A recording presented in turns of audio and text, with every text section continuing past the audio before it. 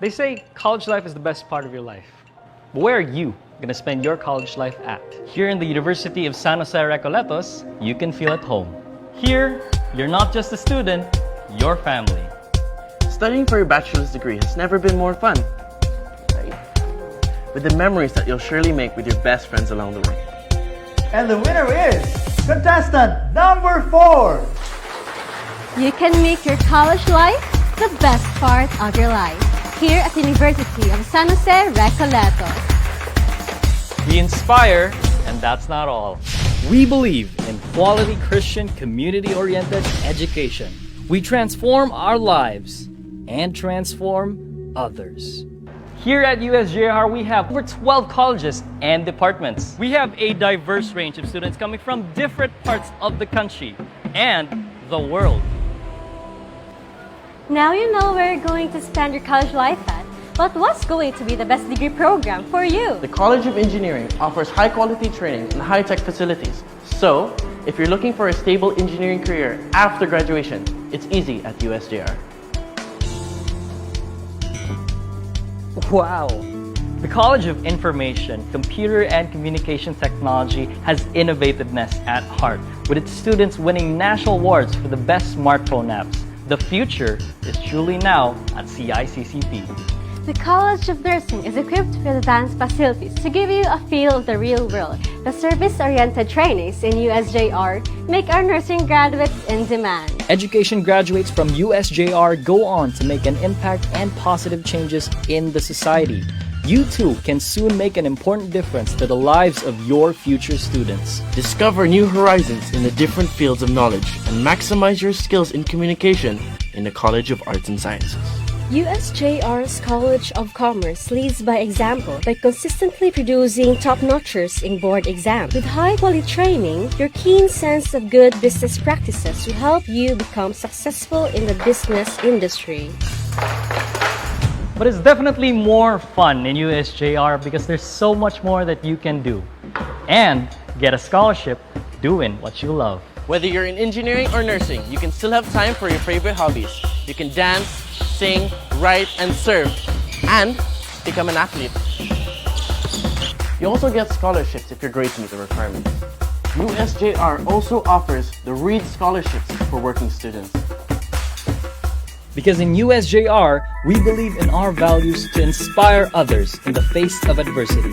We put God in the center of everything that we do by helping others and answering the call to serve, by being thoughtful and truthful in the things we do, by going beyond our limitations, and by being the best versions of ourselves for the best of our community. In USJ-R, college life is more than just studying. It's definitely going to be the best part of your life.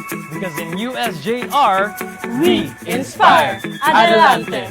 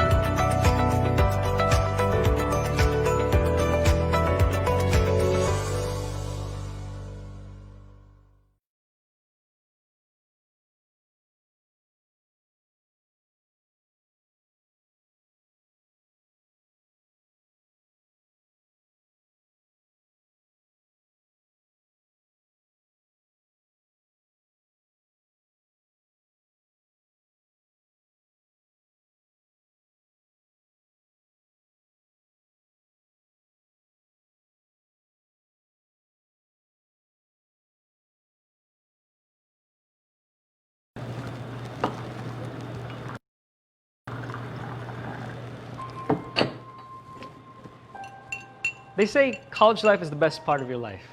But where are you going to spend your college life at? Here in the University of San Jose Recoletos, you can feel at home. Here, you're not just a student, you're family. Studying for your bachelor's degree has never been more fun, right? With the memories that you'll surely make with your best friends along the way. And the winner is contestant number 4.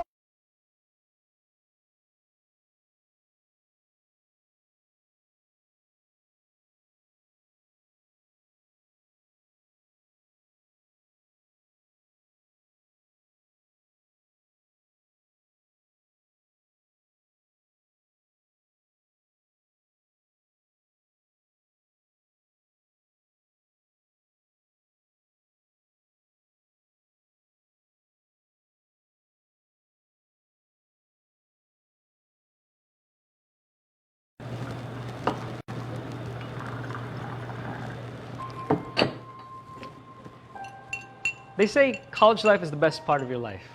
But where are you going to spend your college life at? Here in the University of San Jose Recoletos, you can feel at home. Here, you're not just a student, you're family. Studying for your bachelor's degree has never been more fun, right? With the memories that you'll surely make with your best friends along the way. And the winner is contestant number 4. You can make your college life the best part of your life. Here at the University of San Jose Recoletos. We inspire, and that's not all. We believe in quality Christian community-oriented education. We transform our lives and transform others. Here at USJ-R, we have over 12 colleges and departments. We have a diverse range of students coming from different parts of the country and the world. Now you know where you're going to spend your college life at, but what's going to be the best degree program for you? The College of Engineering offers high-quality training and high-tech facilities. So, if you're looking for a stable engineering career after graduation, it's easy at USJ-R. Wow! The College of Information, Computer and Communication Technology has innovativeness at heart, with its students winning national awards for the best smartphone apps. The future is truly now at CICCP. The College of Nursing is equipped with advanced facilities to give you a feel of the real world. The service-oriented trainees in USJ-R make our nursing graduates in demand. Education graduates from USJ-R go on to make an impact and positive changes in the society. You too can soon make an important difference to the lives of your future students. Discover new horizons in the different fields of knowledge and maximize your skills in communication in the College of Arts and Sciences. USJ-R's College of Commerce leads by example by consistently producing top-notchers in board exams. With high-quality training, your keen sense of good business practices will help you become successful in the business industry.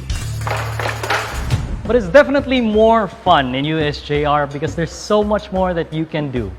And get a scholarship doing what you love. Whether you're in engineering or nursing, you can still have time for your favorite hobbies. You can dance, sing, write, and serve, and become an athlete. You also get scholarships if your grades meet the requirements. USJ-R also offers the Reed Scholarships for working students. Because in USJ-R, we believe in our values to inspire others in the face of adversity. We put God in the center of everything that we do by helping others and answering the call to serve, by being thoughtful and truthful in the things we do, by going beyond our limitations, and by being the best versions of ourselves for the best of our community. In USJ-R, college life is more than just studying. It's definitely going to be the best part of your life. Because in USJ-R, we inspire. Adelante!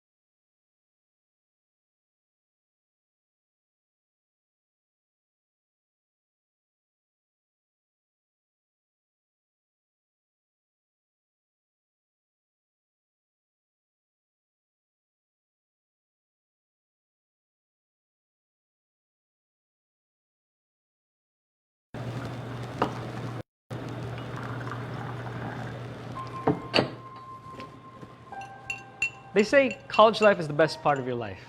But where are you?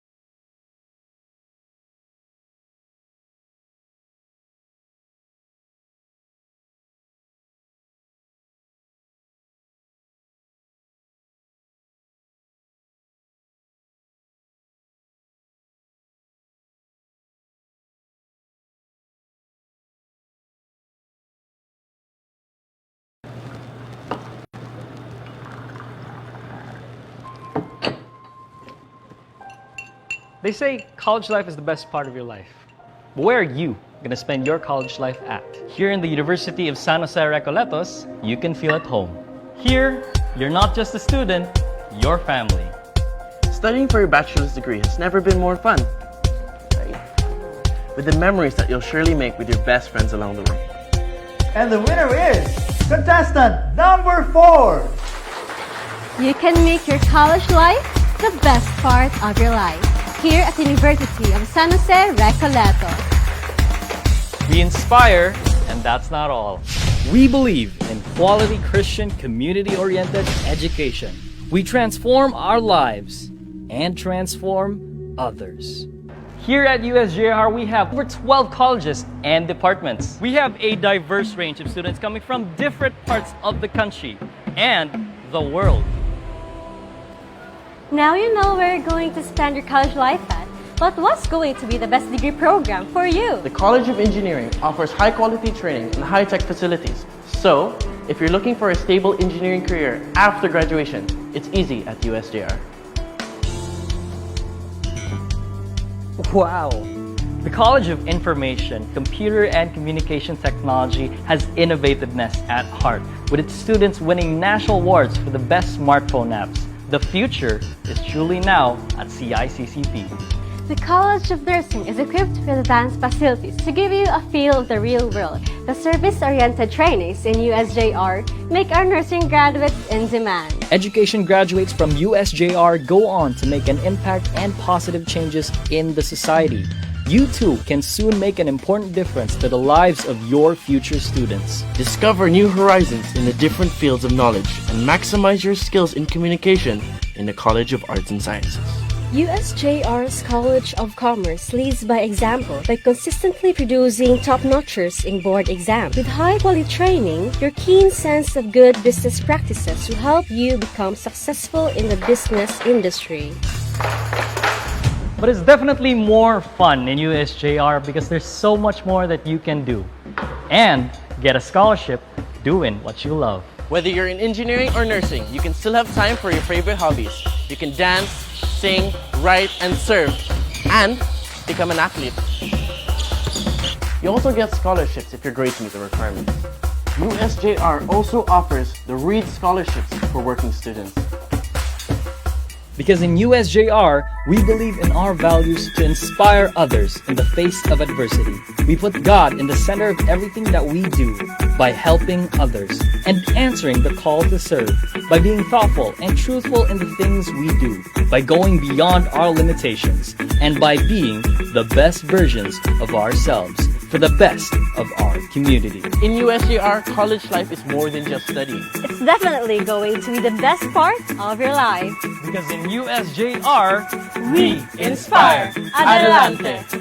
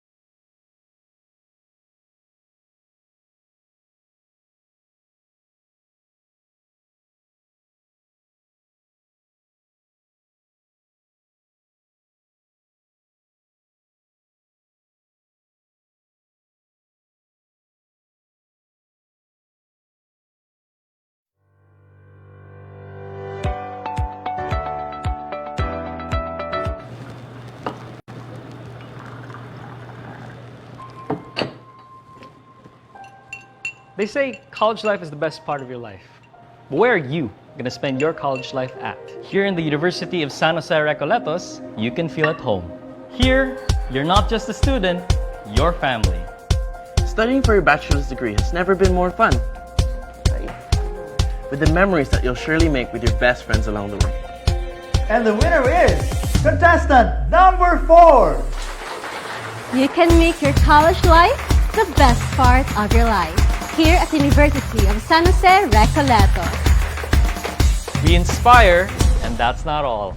We believe in quality Christian community-oriented education. We transform our lives and transform others. Here at USJ-R, we have over 12 colleges and departments. We have a diverse range of students coming from different parts of the country and the world.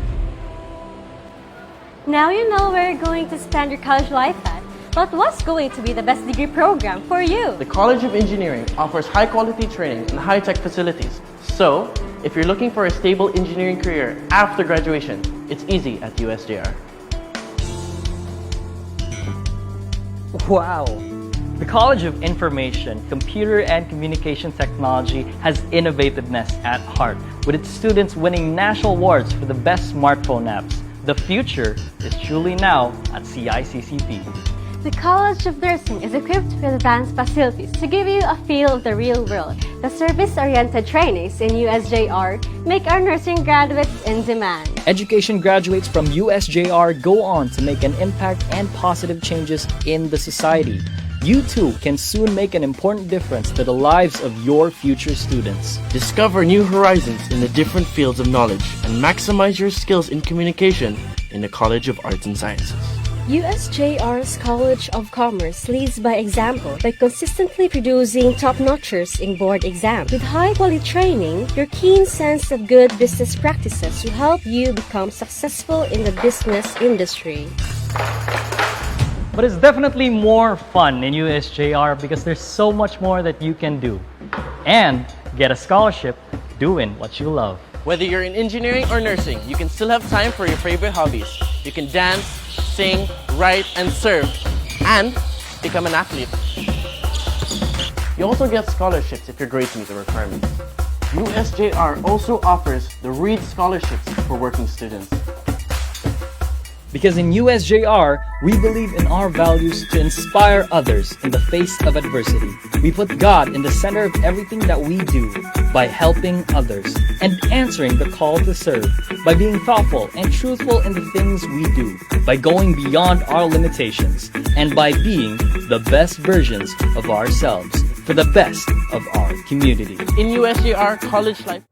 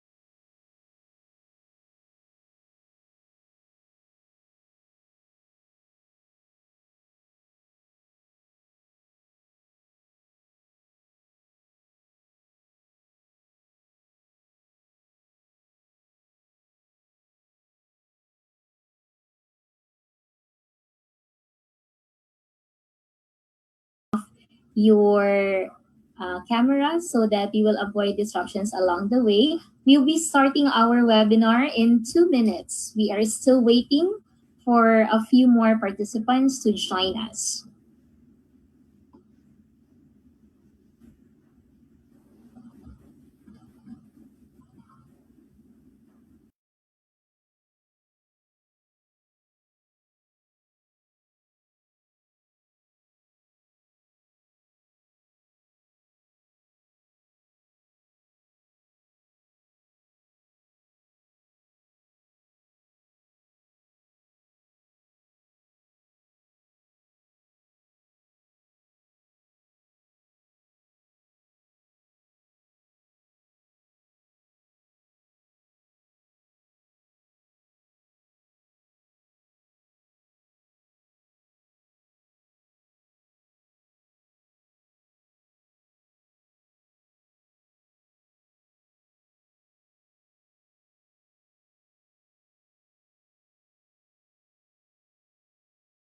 Over 100 participants will be joining us from different parts of the country and I believe from different parts of the world. And that's a reason for us to be very excited to take part in this webinar series. So we have participants who are joining us through Zoom, and we are also streaming through FB Live as well. So we are very happy that you are here again tonight.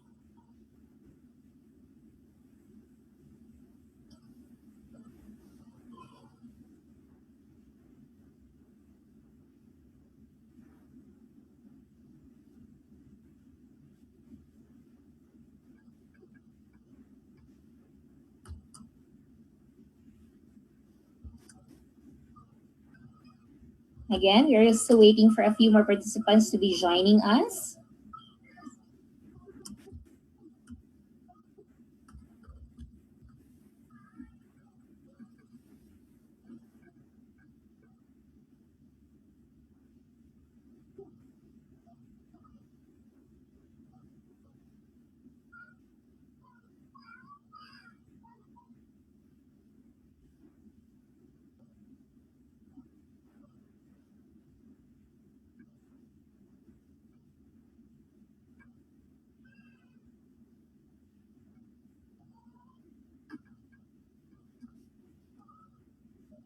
Once again, we are requesting our Zoom participants to kindly put your microphones on mute and please turn off your videos or your cameras rather so that you'll be avoiding some disruptions along the way. Thank you very much.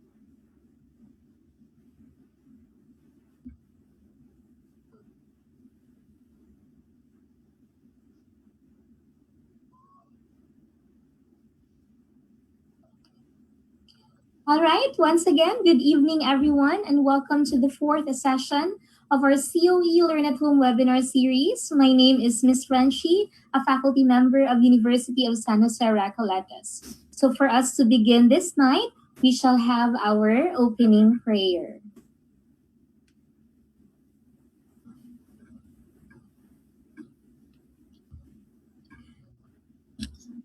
Let us feel God's presence in our midst as we say in the name of the Father, and of the Son, and of the Holy Spirit.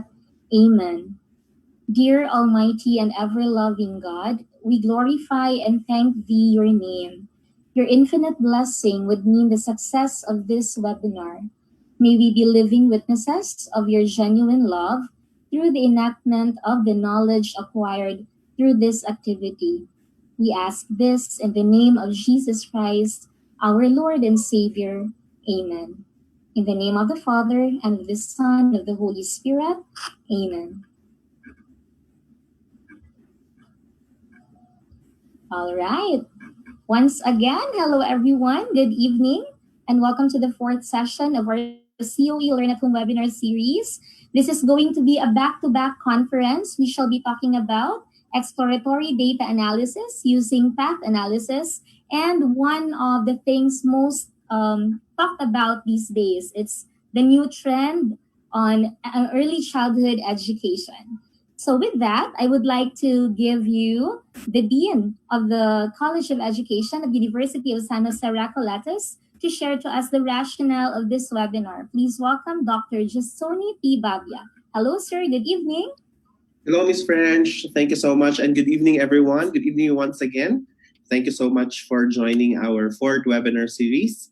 And for some of you who have been joining the webinar series from the first series up to the fourth series, you are now already somehow familiar with our theme. And our theme is reinventing and innovating teaching and learning paradigms in the new normal.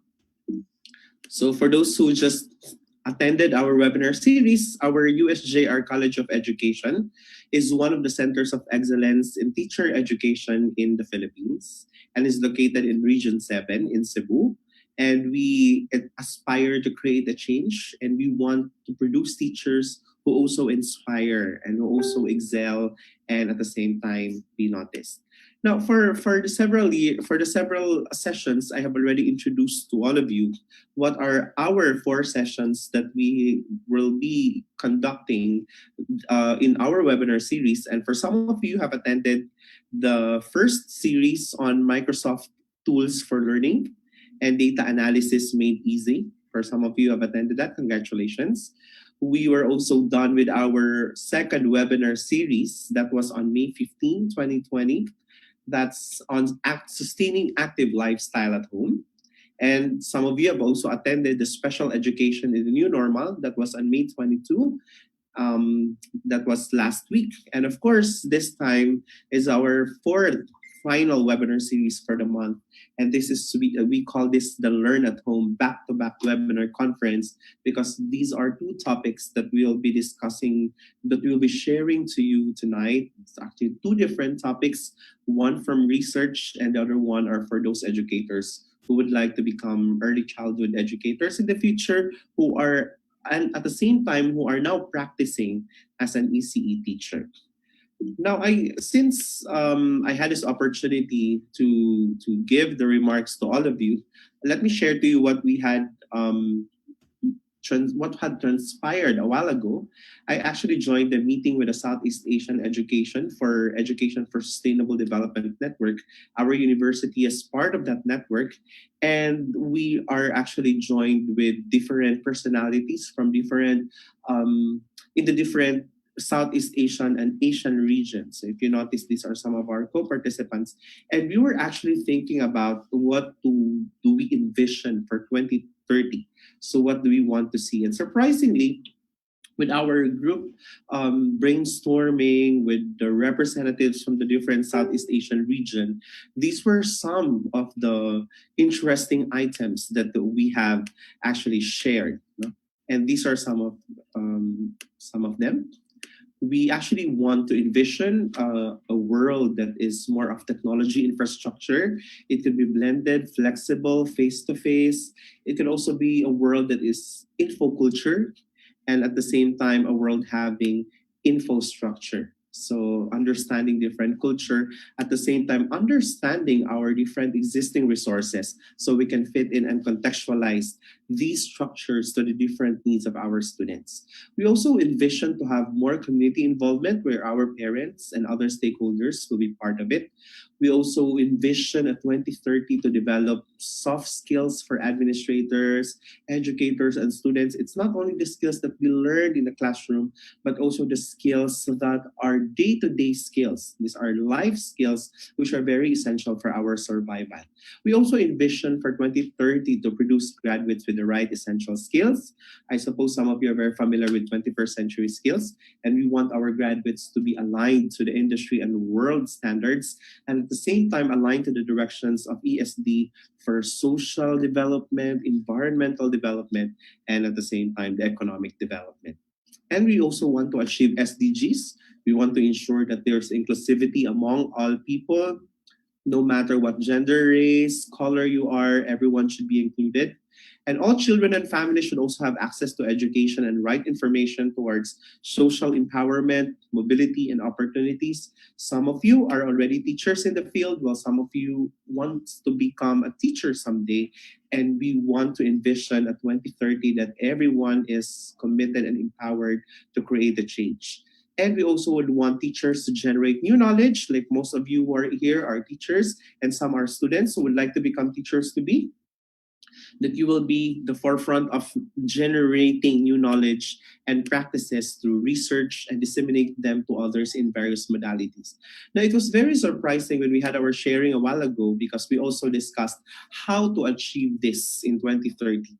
So one of the discussions that we have had in our session a while ago is that we need to rethink and re-strategize our education in terms of policy, in terms of institution, in terms of program, teachers, student support, infrastructure, and curriculum. And I guess some of our viewers here are also administrators. And for some of you who are owning schools, you can reconsider restructuring and re-strategizing your education at present. Education policies at present. And of course, we also want to evaluate the existing pedagogical methods, processes, ICT practices, and skills. And one of the strategies that we do right now is, of course, the webinar series, so that we can share to all of you whatever existing knowledge and resources we have in the university, so that some of you can also have a free learning, no? And you will also be enjoying in your respective homes. And we also would want to strengthen regional and national collaboration with various stakeholders by standardizing education anchored on sustainable development goals and education for sustainable development. For some of you who are not familiar or who might not be familiar with the SDG and ESD, I will be allowing you to redirect yourselves to be familiarized with this. You can search on the net, and you can also join other webinar series which talks about SDG and ESD. And later on, I'll share to you what webinar series is that. And of course, we also have to pull resources together as a nation by building strong support system among schools vis-a-vis our government policy. So I hope that we can really work together as one to achieve all this. And as what I've said, for those who are not familiar with Sustainable Development Goals and ESD goals, I am also inviting you. I will be using this opportunity to invite you to the International Conference on CIMEO UNESCO Joint Webinar on World Environment Day. The session will be about COVID-19 effects on biodiversity, science education reimagined. So that will be on June 5, 2020. That's around 10 o'clock to 11:30. That's Bangkok time. And for some of you who are very interested to join this, there is already a link here. You can search CIMEO website or CIMEO Facebook account, and you can search the live the link for CIMEO so that you can watch it live via YouTube, because we have around 100,000 participants who are actually joining this series. And at the same time, I will be one of the speakers of this of this webinar series. So we will see each other there. I will be representing the Philippines for that particular series, webinar series, alongside with our speakers from Japan and other parts of Asia. So I hope to see you there on June 5, 2020. So for our perks for joining our webinar series, I guess some of you have already known what these perks are. You can acquire new learning in the comforts of your home. At the same time, you can share this learning to your friends, to your peers, um, whoever wants to learn, no, the basics of research, early childhood, and all other things that you might want to share to others. And you will also receive a certificate of participation for every topic that you have attended. And at the same time, you will receive certificates of completion when finishing the 4 webinar series. So with that, again, I hope that you will enjoy and have a great night, everyone. Thank you so much, Dr. Babia, for that very warm welcome. And I believe everybody is excited. So let us try to acknowledge everyone who is joining us tonight. Let's begin with our Zoom participants. Can you please press those reactions at the bottom of your screen? Give me a wave. Give me a thumbs up if you're ready. Yes, thank you very much. I can see you guys. Welcome. And for our FB Live participants, how about some likes and some hearts for our activity tonight? Okay, I can see them coming. Thank you very much. Okay, so just a few reminders before we are going to proceed to our first session for tonight. For our Zoom participants, once again, you have to put your microphones on mute and please turn off your cameras just to avoid some disruptions along the way as we use Zoom. And should you have comments or questions, kindly have them posted through our chat box found at the bottom of your screen. And I will be selecting some of those questions later on for our speakers to answer. And for our FB Live participants, should you have some comments, some takeaways, do post them in our comment section. And please stay tuned. Do not ever leave us because we have surprises for you. We will be giving away 2 sets of 100 pesos worth of GCash load for tonight to the one who will be giving the correct answer for our trivia question. So you should be the first to give the correct answer for the trivia question for you to win 100 pesos worth of GCash load. So I hope you have your GCash accounts. Okay, so once again, if you're ready, give me your waves, give me your thumbs up, give me your hearts and your lights as well, because we are going to begin with our first session. Okay, so let me introduce to you our first speaker for tonight. She is a graduate of Doctor of Education, major in Instructional System and Resource Management at USJ-R.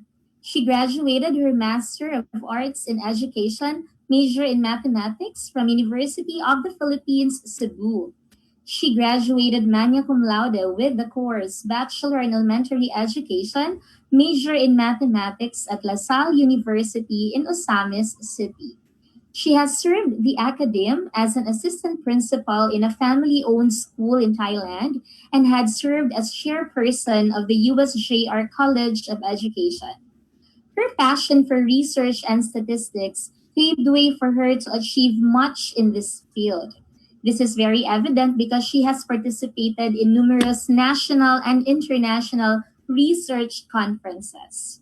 At the same time, she is affiliated by being a member to different research organizations here in the Philippines and abroad. Currently, she is the principal of the University of San Jose Racolata Senior High School Department. More than her achievements, she is a very loving mother and a dear wife. Ladies and gentlemen, please welcome Dr. Helme E. Tapanan. Good evening, Ma'am Helme. Good evening, Miss French, and thank you for that kind introduction.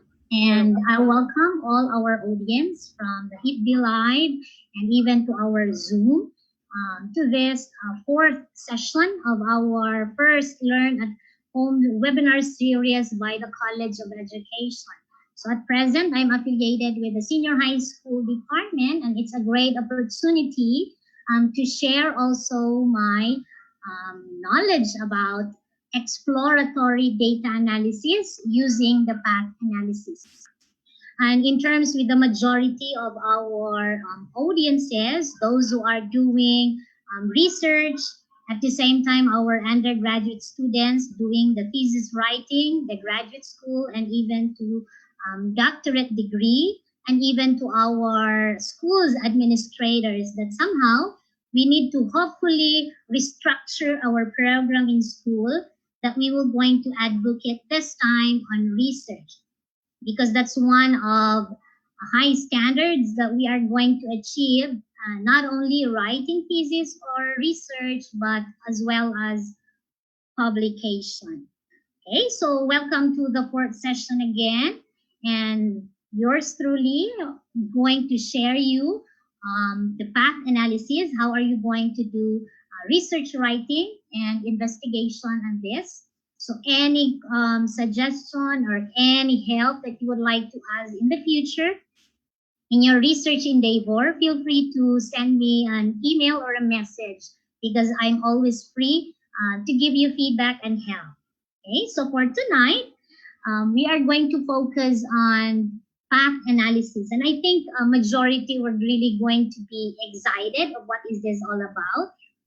And this is exploratory. So before we are going to determine the exploratory, if you happen to remember in the research publication, there are 5 components in a research publication. One would be the introduction. Second would be the conceptual framework or the theoretical background. The third part is the research design and method. The fourth would be the research results and discussion. And the fifth would be the conclusion. That is the new knowledge that you would like to contribute to education and to the field you are in. So for tonight, I'll be focusing on the various third, which is the research design and method. As we all know, doing a lot of research and investigation, even to senior high school, we have already 4 subjects for research. We have qualitative research, quantitative research, the capstone, and investigatory project, even to junior high school. If you notice, there is a spiral progression on how are we going to develop our skills in terms of research, so that when we are going to reach to a college degree, then we are ready with all those fundamental or developmental skills in writing research. So if you notice, according to DeVal in 2001, we have a lot of common research design, and I think majority can really relate on this. We have action research, we have case study, we have causal design, cross-sectional, descriptive, correlation, experimental. But tonight, I'll be focusing on the exploratory, which is somehow related to confirmatory data analysis. Simply, we are going to begin by getting first, what's the difference of a confirmatory to a exploratory data analysis? It's somehow, in simple terms, we can easily differentiate what's the difference between a thesis and a dissertation. Okay, so in doing research this time, in terms on confirmatory, we focus this in confirmatory data analysis on theory validation. In other words, in confirmatory, we are limited in testing or validating existing theory. So we limit the creativity of a researcher in terms on the extent of innovation in research, because we have to validate existing theory. While in exploratory, basically, this is a theory generation. What does it mean in theory generation? I have to formulate new theories. And confirmatory also, it's testing of known theories to be true on a certain investigation or not. Or that theory, what is existing, would be true at present. While in exploratory, you formulate your new theories at the end of your research investigation or research endeavor. In other words, in confirmatory, the beauty of writing or using confirmatory data analysis, researchers will rest on the ability on looking appropriate and significant theories to test in your investigation through your literature review. So in confirmatory data analysis, you must be able to read rich literature review to be able to look for a very significant and appropriate theory that you would like to use in your research. And exploratory, which is very new, that somehow those who are going to graduate in doctorate degree, our end would be on this. I'll be able to formulate own theory as a new contribution, a new idea, and a new concept that I will contribute. So at the end, the theory generation, I'll formulate the theory. Where do I formulate the theory and how? It should be from the huge and enormous data that is always hidden, that somehow will require us to do data mining. So once I formulate my own theory, then another researchers are going to confirm it or validate it. After validating, I formulate another theory, then I'll validate. So in other words, confirmatory data analysis and exploratory data analysis are cyclical in nature. So it's not only limited that I'm done writing my research, but you have to publish your research, because a research not found online or cannot be communicated to the people around the globe will never be a research. It's just a mere compilation. And that's the very challenge of all researchers, of all educators and students in the recent times, that we need to publish, or else the new knowledge contribution will perish. So what are the example of confirmatory data analysis researches? And I think everybody would be able to relate on this if you are doing your research this time. Since from junior high school to senior high school and even to college, we will not be able to graduate without producing a research, right? Yes, that's true. So example of a confirmatory data analysis research is one with the comparative analysis of Southeast Asian nations' educational development. So in this kind of study, this is using CDA because we only compare the performance of Southeast Asian nations in terms on their education. Second, if you would like to identify various factors affecting any performance, mathematical performance, scholastic performance, proficiency, even in the for STEM students to ABM students to now junior high school. So they in this kind of study, they are using CDA. Third, if I would like also to determine about the effectiveness of one variable to the other, like effectiveness right now of artificial intelligence. Effectiveness may be on the spiral progression approach in the K-12 curriculum, or the effectiveness of a new teaching strategy, the effectiveness of online teaching and learning, which is caused by our pandemic right now as a health risk. We are not allowed to do or conduct face-to-face. Therefore, there are so many research that we can do and make out from the pandemic we are facing.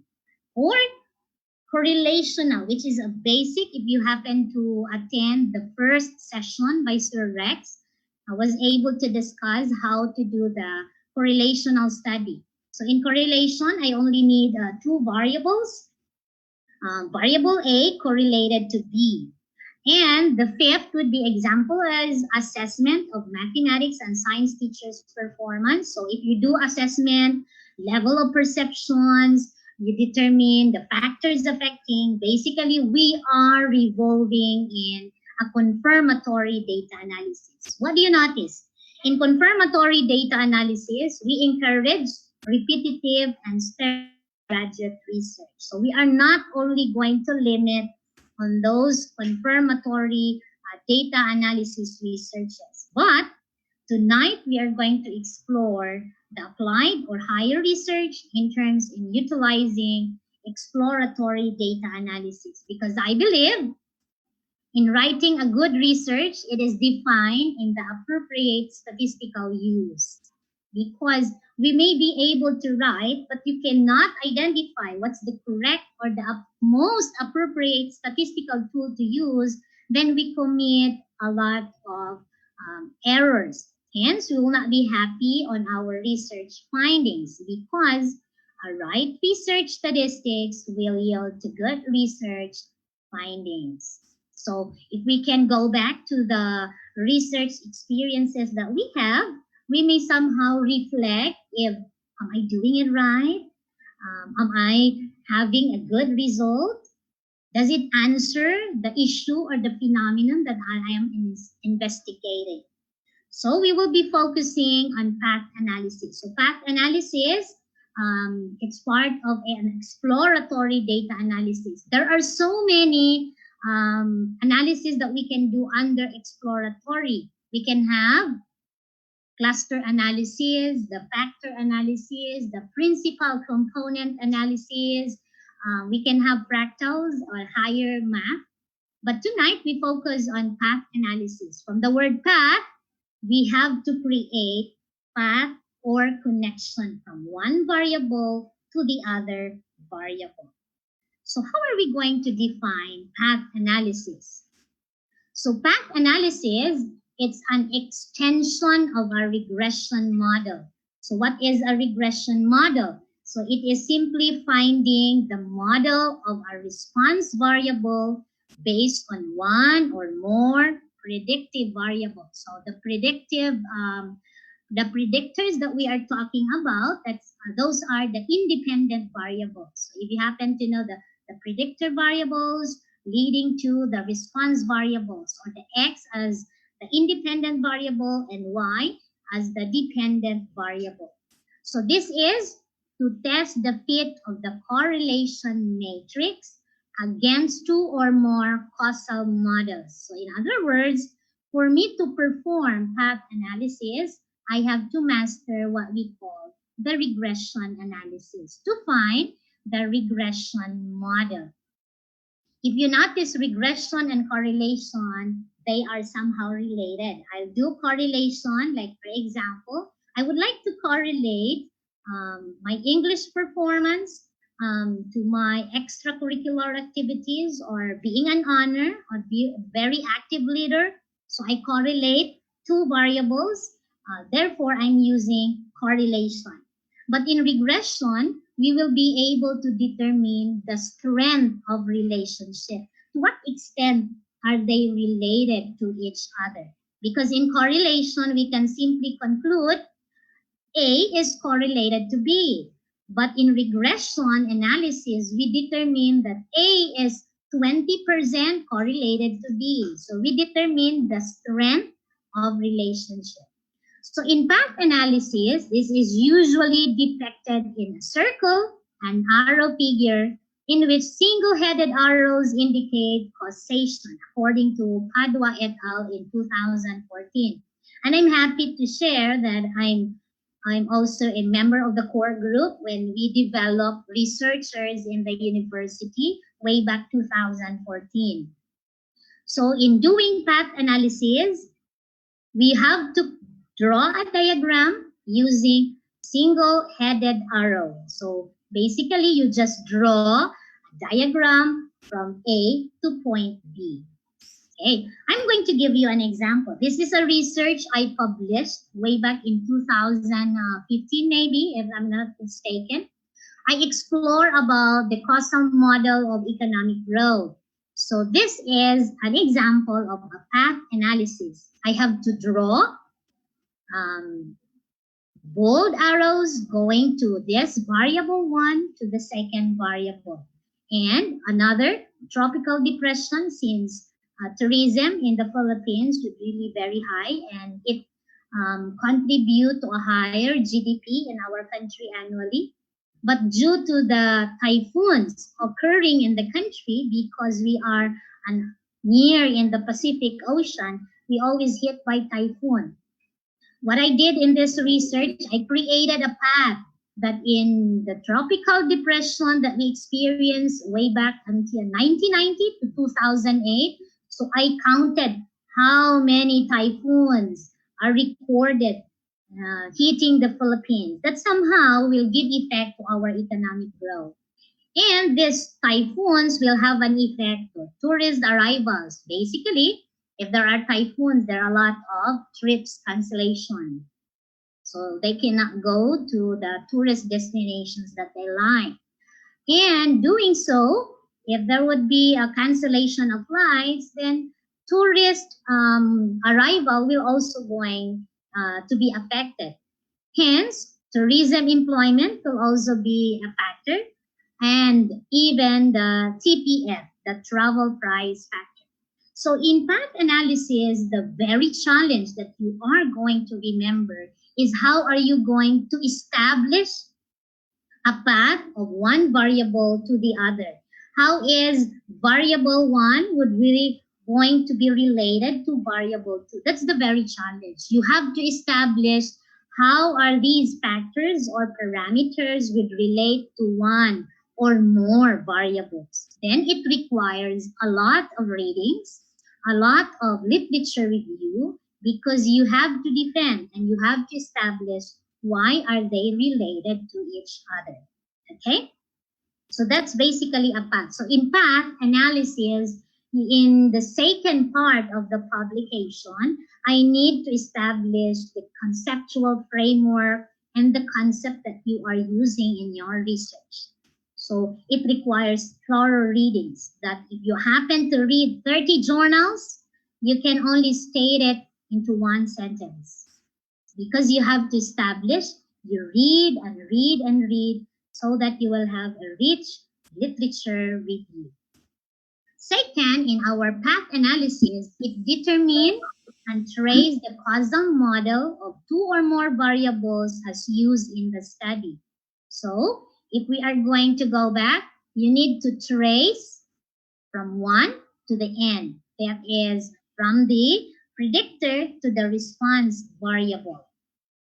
And the model use arrows only to signify. So in my suggestion and in my exploration and how I did my research publication using path analysis, I made use of bold and black arrows. And this is to signify this one. If you take a look in this example, this is a black and bold arrows. It will imply direct effect. While those broken arrows, in colored broken arrows, it will signify the indirect effect. Okay? So the direct, which is the bold and black arrows, and the indirect effect, bold arrows. So just enjoy doing the diagram and enjoy, and you have also to develop why are these direct effects and what are these indirect effects. Okay? So let us try and consider the example given by Bryman and Kramer in 1990. This is the simplest way to understand how are we going to develop relationship from one variable to the other. This is a quantitative data analysis for social scientists. So it's basically focusing on job satisfaction. So what could be the factors that may affect our job satisfaction? What make a person or an employee will have to stay the rest of his or her life on the job?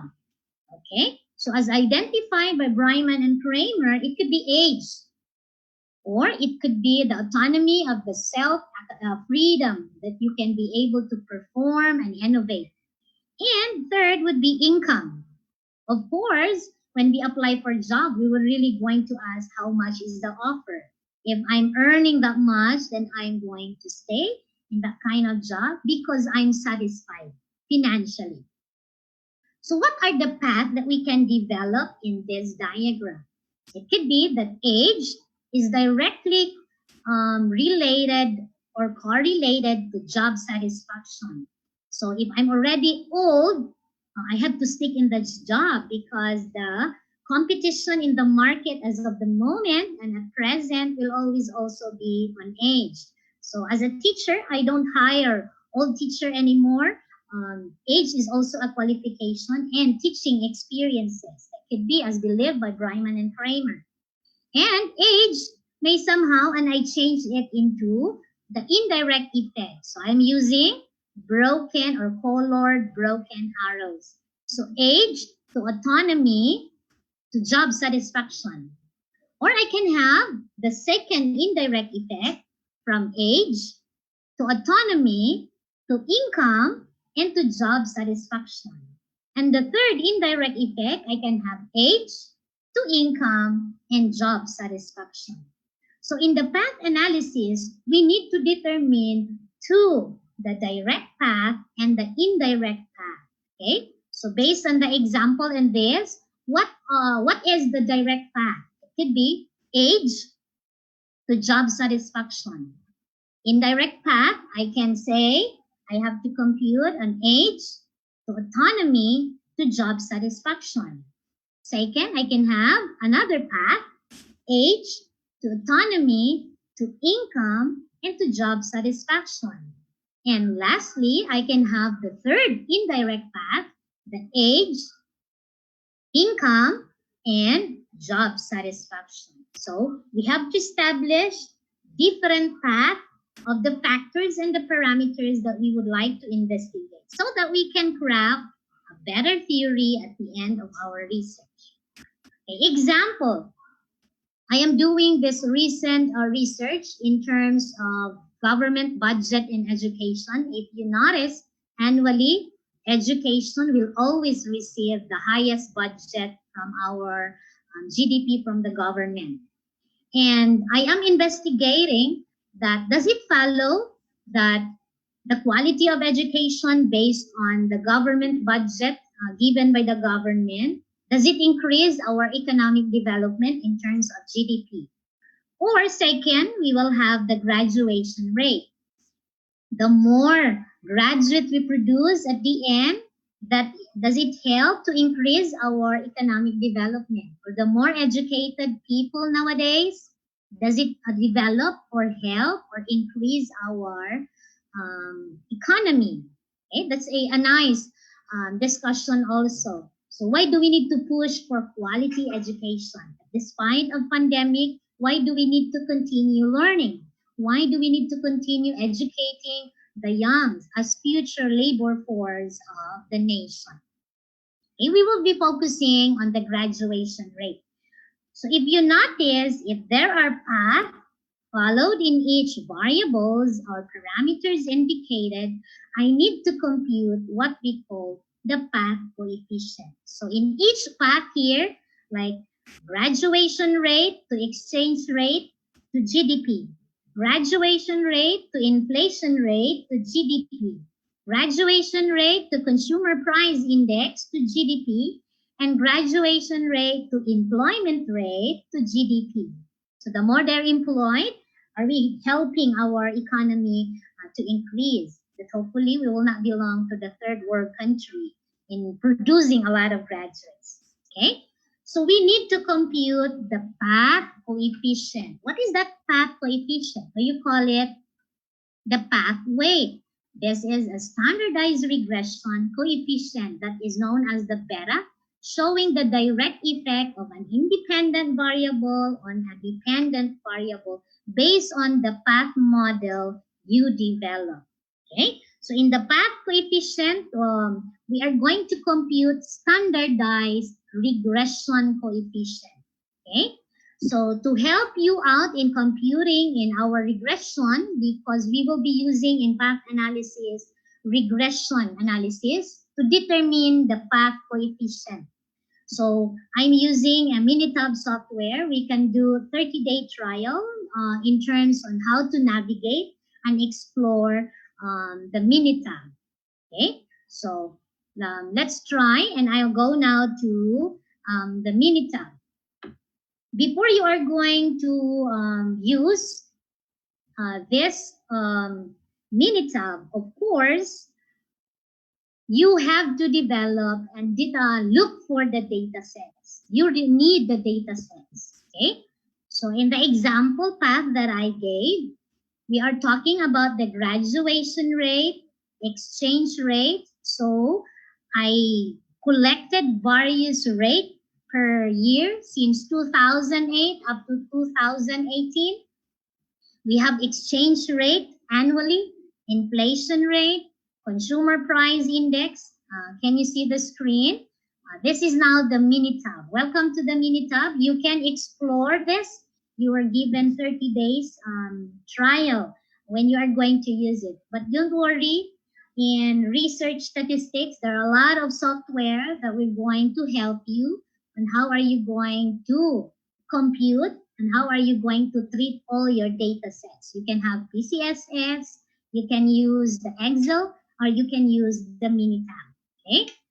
So if you have already the data sets here, so in terms on the investigation or the path that I am creating, so I need the complete data sets. So based on definition, I need to compute the path coefficient or the path weight based on standardized regression coefficient. So step one, I need to transform all my data into standardized score.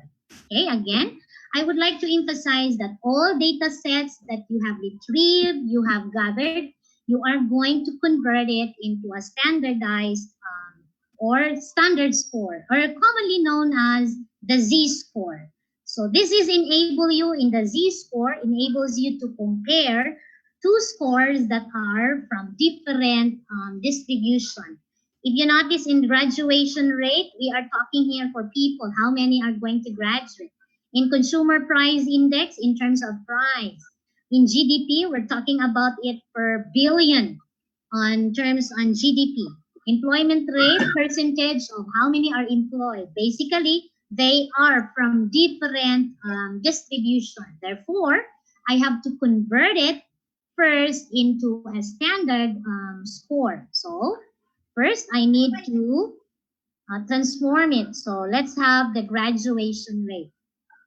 So those who don't have Minitab as of the moment, you may take down notes on the various steps so that when you are going to explore it by yourself, you will be guided properly. Okay, step one, what's that again? I would like to emphasize, you need to convert all the data sets into a standard score. So I'm going to click standard score of, let's try GDP. Okay. So JR, this is GR, this is graduation rate and standard score of GDP. Okay, what are our prompt? Okay, you click calc, this one. Can you see the calc? Okay, click calc, then you click standardize. Okay, in standardize, what are we going to convert? Oh, I have to do it first on graduation rate. Store results in, you look for the column. What is this? In the upper box, this is C7. So I have to store the results in C7. Then click OK. What do you notice? By just one click, everything will be there. So you don't need to compute one by one in each data sets because there are some investigations that will require very huge information or data sets. So it will require you one school year to finish converting one data set into a Z-score. Okay, let's try it again. Okay, I need to transform or standardize GDP. What is the prompt? Step one, click calc, then click standardize, and you look for the data sets that you are going to convert. Okay. For this time, we're going to transform GDP. Where do I need to store GDP? This is in CA. So I have to change it into CA. Then click OK. Okay. So doing in the mini tab, we are focusing on path analysis. So in the path analysis, I need to compute the path coefficient. Okay, let's try. doing the path coefficient or regression of these standardized score. Or you can have STD of exchange rate.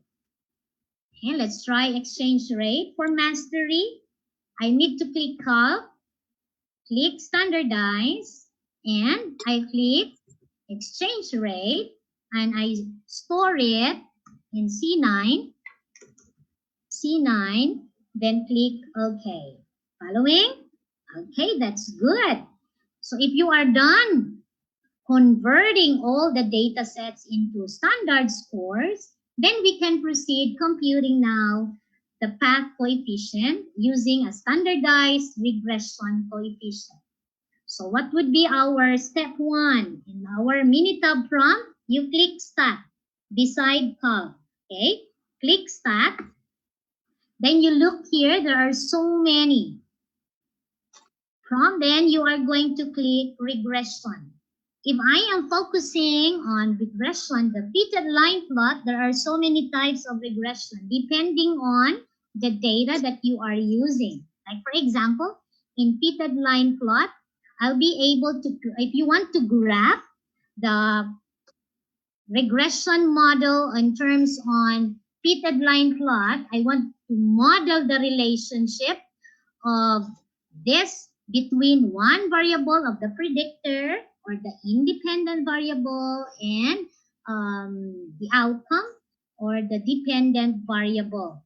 That is using linear. So basically this is going to graph. I will show you.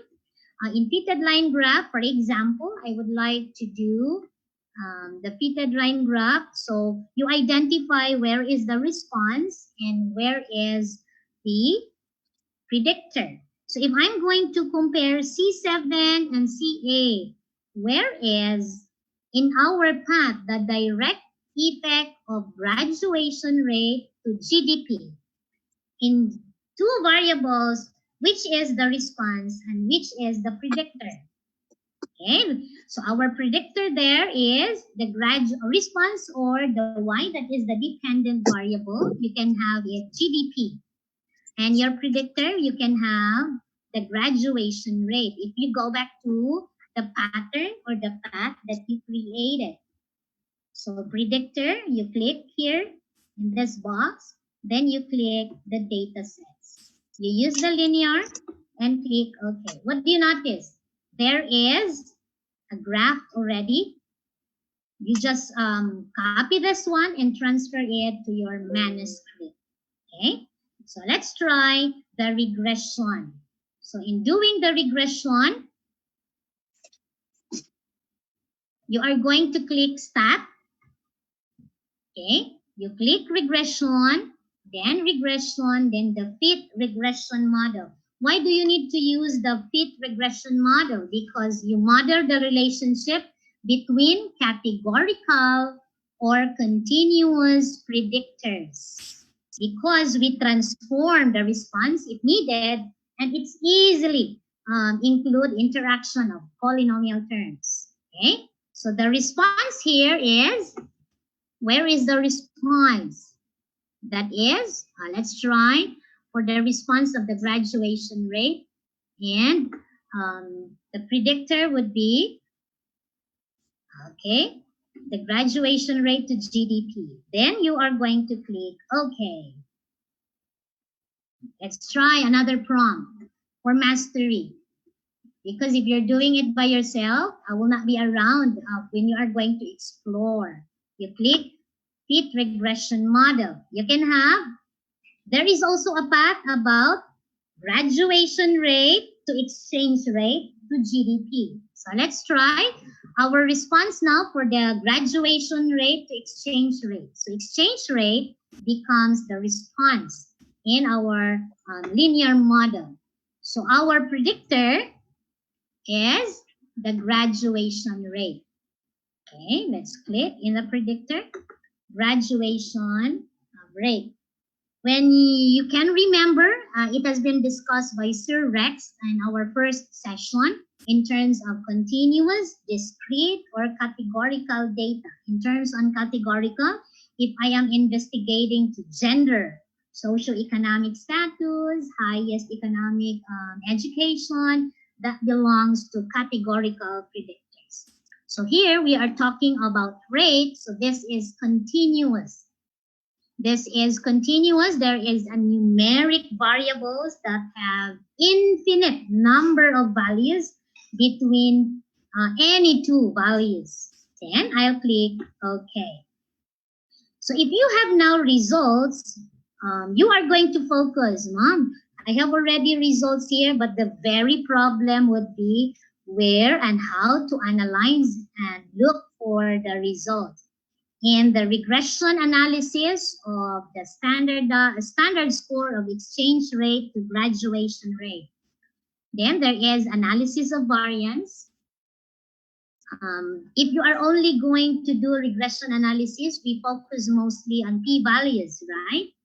If p-value is greater than 0.05, therefore, you are going to reject or accept the null hypothesis depending on the comparison. Okay, so we focus on p-value, but that's not what we are going to use in path analysis. You are going to focus on the coefficient because we are computing the standardized regression coefficient. So where do I need to look for the coefficient based on the result? Here, this is the coefficient part. Okay, always remember exchange rate or graduation rate to exchange rate, the coefficient is 0.210, or that is 210 thousandths. Okay, so that's the coefficient. So you are just going to copy it. Even in the regression coefficient. Okay, in the regression equation, what does it mean?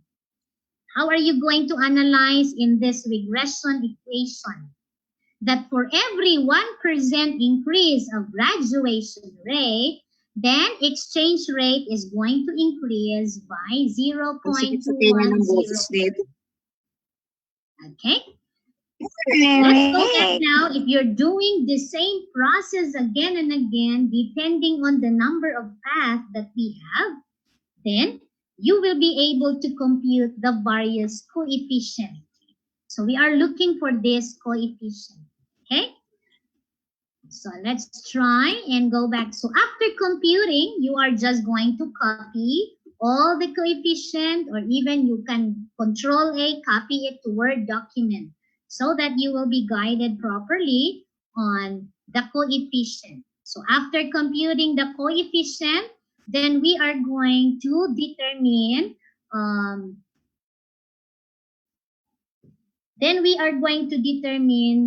this. Okay, can you see it on the screen? These are the path coefficient. Where did we get all of these results? We follow the standardized regression coefficient. So you look for the coefficient. If you notice, graduation rate to exchange rate with an index of 0.210. Then you do in the mini tab again, exchange rate to GDP, standardized score of exchange rate to GDP. You get the coefficient of this. How many times do I need to compute? The more path you have, the more, and that is the number of times you need to compute the path coefficient. Okay? So in the direct, this bold black arrows here, this is the direct effect, meaning graduation rate has a path coefficient of 0.419 based on the prompt that I demonstrated a while ago. And so what is the next step? So the next step is to compute the path multiplication rule. What's that again? Path multiplication rule. What is a path multiplication rule? The value of any compound path is the product of its path coefficient. What does it mean? You need to multiply all the path coefficients in the model that you created. So if going back here, in this model, I need to do the path multiplication rule. So I need to multiply this index to the next index to determine this path. Okay? So let's try. This is multiplying only the coefficient. Let's try the path of graduation rate to exchange rate to GDP. Okay? So what are the coefficients that we are going to multiply based on this diagram? Okay, that's right. You need to multiply the coefficient of 0.210 multiplied by 0.641 or 641 thousandths. So the product of these path coefficient is equivalent to 0.135. This 0.135 is now what we call the path coefficient of that model from graduation rate to exchange rate to GDP. Okay, let's try. Let's try graduation rate to exchange rate or inflation rate to GDP. Okay, let's try again. Graduation rate to inflation rate to GDP. Graduation rate to inflation rate to GDP. Okay, so what are the coefficient or index that we are going to multiply? Okay, that's negative 0.414. Multiply it by the negative 0.084.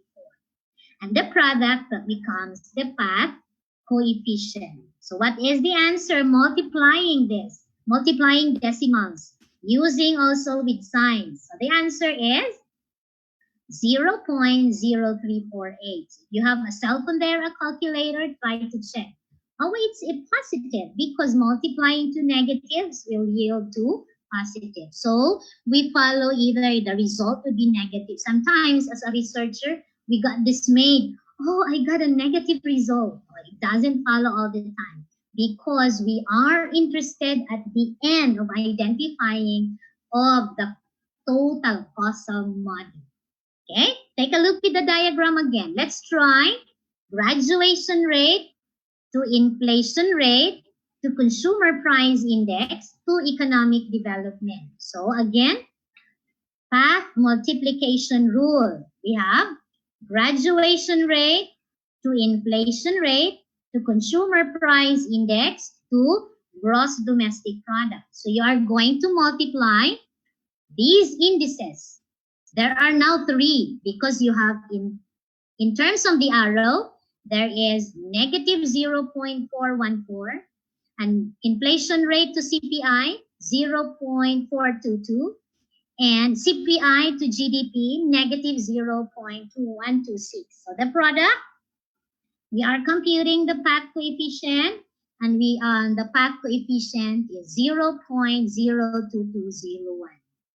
We have the same answer? Okay, that's good.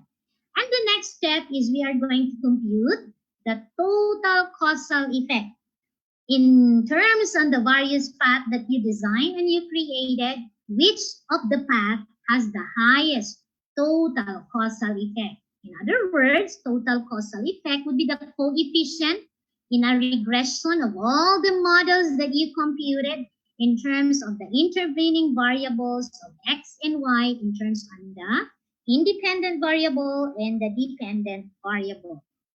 So the total causal effect will always remember, the direct and indirect effect indices were determined as the sum of the product of each path coefficient. What does it mean? After multiplying all the indices, I need now to get the sum of the product of each path coefficient. So the sum of the indirect and indirect effect tells us the predominant causal relationship of all the variables investigated. Okay. Let's try on this example. Okay, so we will have the summary of the path weights of the graduation rate to the GDP. If you can relate, this is graduation rate to GDP. There is a direct path of 0.419. And I hope all the audience were able to eat dinner, or else you are not going to absorb all these mathematical equations and processes that we did a while ago. Okay, we have also indirect effect, right? Show your thumbs up. This is graduation rate to exchange rate to GDP, graduation rate to inflation rate to GDP, up to graduation rate to employment rate to GDP. And this is the path coefficient. How did we compute the path coefficient? We follow path multiplication rule. We multiply all the index. After multiplying the index, as in determining the total causal effect, I need to add direct effect plus indirect effect. So you're going to add this index. Okay, you need to add this index 0.419, add it to the sum of the indirect effect 0.8979, and the result is 13.59. 1.3159. Okay, so after computing, the last step would be to compare. Again, what's the last step? Compare. You do the analysis. Okay, in comparing, always take note, the highest total causal effect determines the most predominant variable. Okay, let's try to analyze. I'm going to give you an example in which majority of our audience can relate. Okay, what if I have these results? Parameters, quality of education, tourism factors. These are the top 4 sectors that we are going to investigate in terms on the economic development of the country and the various factors. We can have quality of education, the tourism factors, because we are also an agricultural country. We have high budget on agriculture, or in terms on our leadership and governance of the state. Okay, so we have the effects of the factors already and the total effects to nation building. Which has the highest or the predominant total causal effect? Of course, that is quality of education. So if that is the predominant variable, you have to create now, after determining the highest total causal effect or the predominant variable, that is where you are going to formulate your own concept or theory. So by the quality of education, what can we say? We can contribute new ideas that among the factors that we compare, quality education among other sectors of the Philippines is a driving force in promoting human efficiency. And this is an important determinant of economic growth.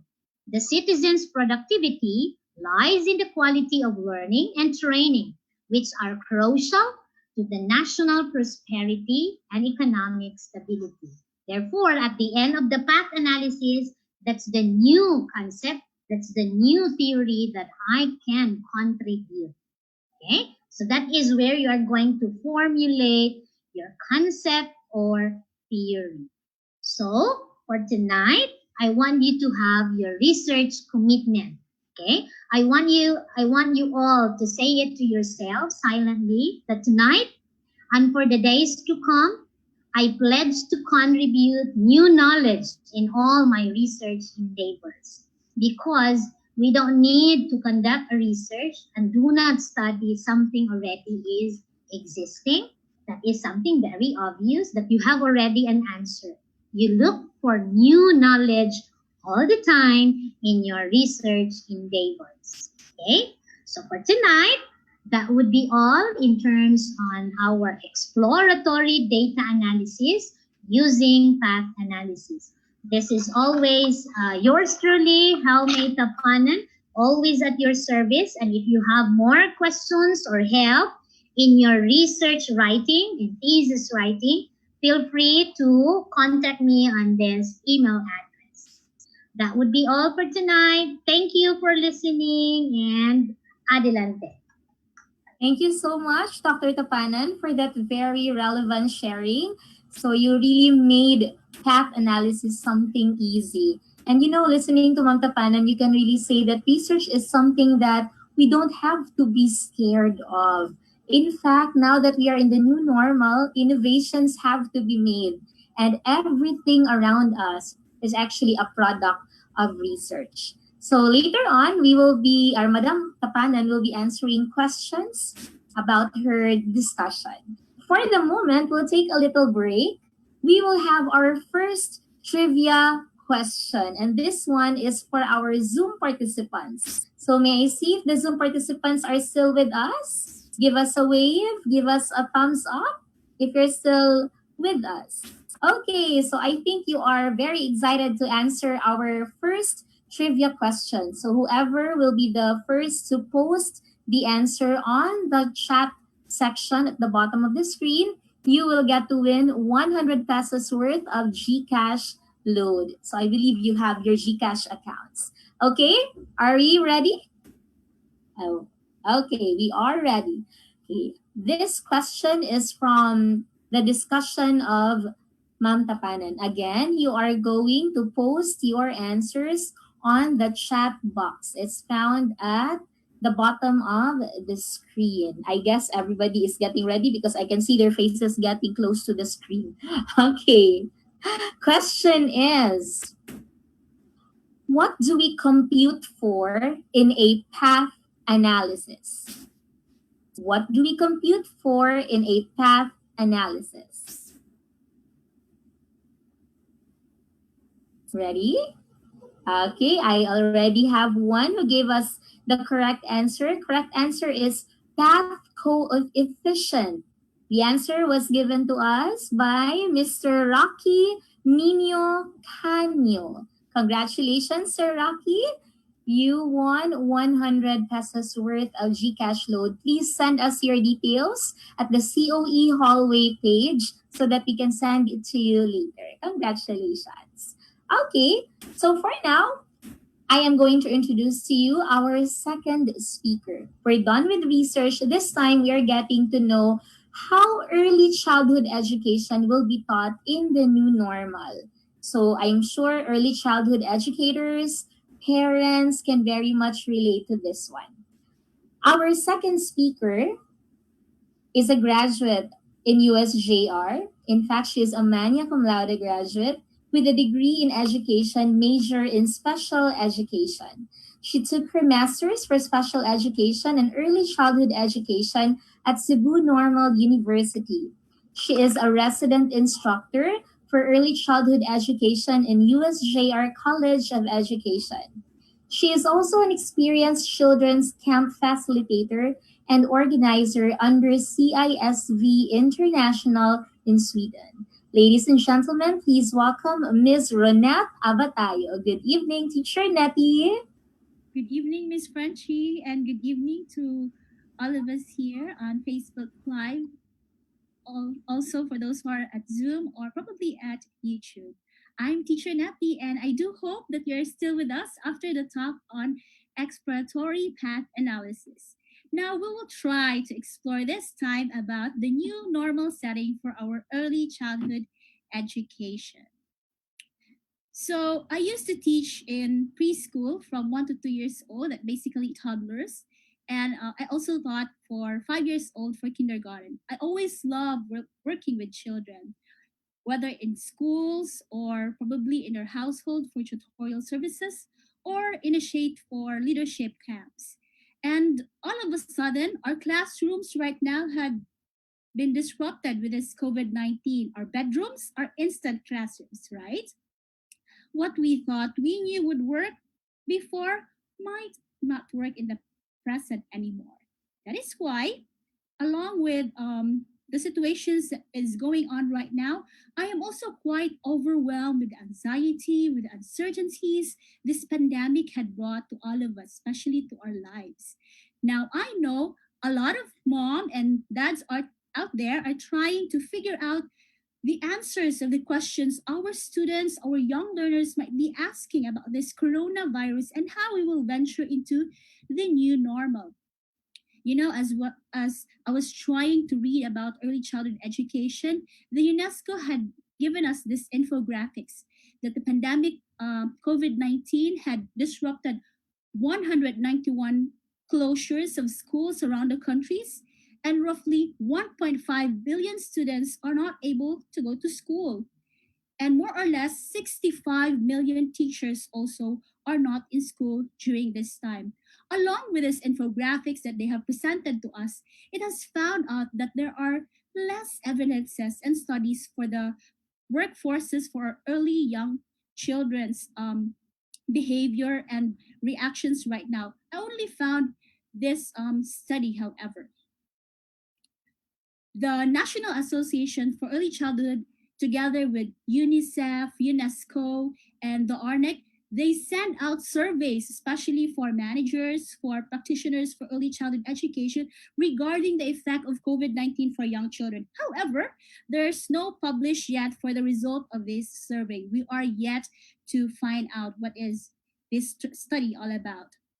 But when I try to read more, there's this particular study from a source of a NAEYC organization that young children had these certain disruptions among themselves and new interactions of emerging with their manifestations. These are the following. So first, there are some children who are having eating problems right now. Are you somehow observing this one with your young kids? Some children may be somatic. They would tell their parents they're having stomach ache or probably headache every time they see news about COVID-19. Young children can sometimes have regression right now, especially they are venturing into this online teaching, distance learning that we are trying to explore and somehow embrace the new normal and the transitions that is going on. And this one, some children are having sleeping problems. Sometimes they would have 1 to 2 hours of disruption of sleep, or probably they are really having the difficult routine in their sleeping habits.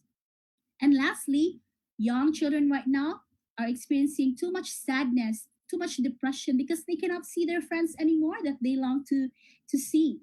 Along with this study, it was also somehow gave different opportunities. More kids are having happy time as they would see their parents working at home. They can embrace, they can ask for a hug. Probably there are some parents working at home right now, and some children will just barge into your meeting. Some of them will just shout or probably run into your Zoom meetings or your Skype meetings, probably. And this actually gave a positive side with COVID-19, where we have more time with our families, right? Do you agree, guys? However, according to the mental health organizations we have, they launched out these studies that shows 70% of young children's manifestation when they grow into an adulthood has been a result of their mental health issues whenever they are still young. 70% as well of these result had somehow proven that there were less opportunities for them to talk during their childhood years. As a matter of fact, the month of May has been intended for mental health organizations. So wherever we can talk, we can initiate conversations, what are their feelings, without presenting new fears, especially for our young children. Were you able to give a hug to your young kids during this time without any reason or explaining probably? Were you able to tap them?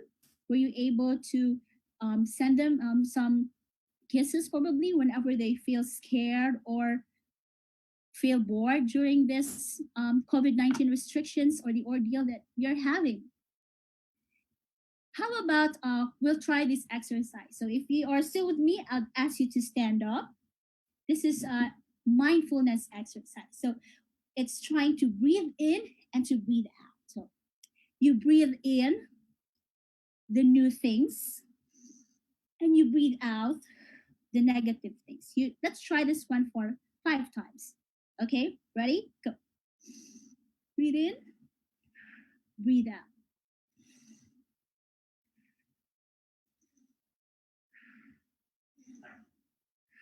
As you try to do this exercise, especially for your young children, for your infants probably, or with your toddlers, you're trying to let them move with those negativity that they're experiencing. And this is one of the step that we are trying to venture out for mindfulness in relation to our mental health awareness. as a preschool teacher, this is the basically framework into holistic formation of a child in which we target the 3H, the head, the heart, and the hands. With essential skills also developing their socio-emotional development. That means they are able to feel empathy. They socialize with others. Social distancing is very difficult for young children. Maybe a year from now, we will see each other. They cannot probably understand what is trying to stay away from each other because they are social beings. They love to be with their friends. They love to hug, and they would just barge in during playtime. It's also important that during this time, we still provide opportunities for them to learn and develop their cognitive development. Also, with our conversation and the kind of platform we are presenting to them, it would somehow boost their added language and the words that they are trying to be introduced to our young learners. Mathematical concepts such as counting, learning about colors, shapes, measurement, and sizes is also helpful. And basically, physical development for their gross motor skills, which is the fine motor and the big muscles, is also important for them. But with the mandate that we're having right now, and knowing that 90% of our young kids' optimal development happens from 0 to 5 years old, how can we somehow have this achievement for our development for young children? We knew and we can somehow review that according to Dr. Howard Gardner, there are different intelligences that happen to a child. First, maybe your child might be a linguistic, perhaps. They like to talk, they like to read stories and somehow recite things. Some children may love to be interactive with others. They are social beings somehow, or the interpersonal skills that they have.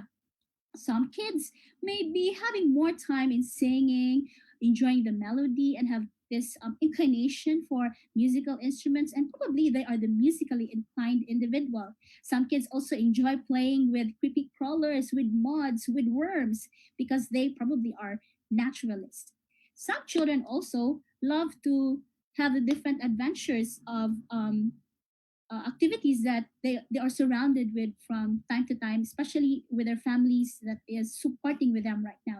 Some kids also would probably associate with themselves alone, while others enjoys with mathematical concepts, just like probably what Mom Helmi. I guess Mom Helmi is more on logical mathematics because she really loves research, and others can enjoy the visuals or likes films, likes movies, or likes to enjoy things and learn things whenever they see those things.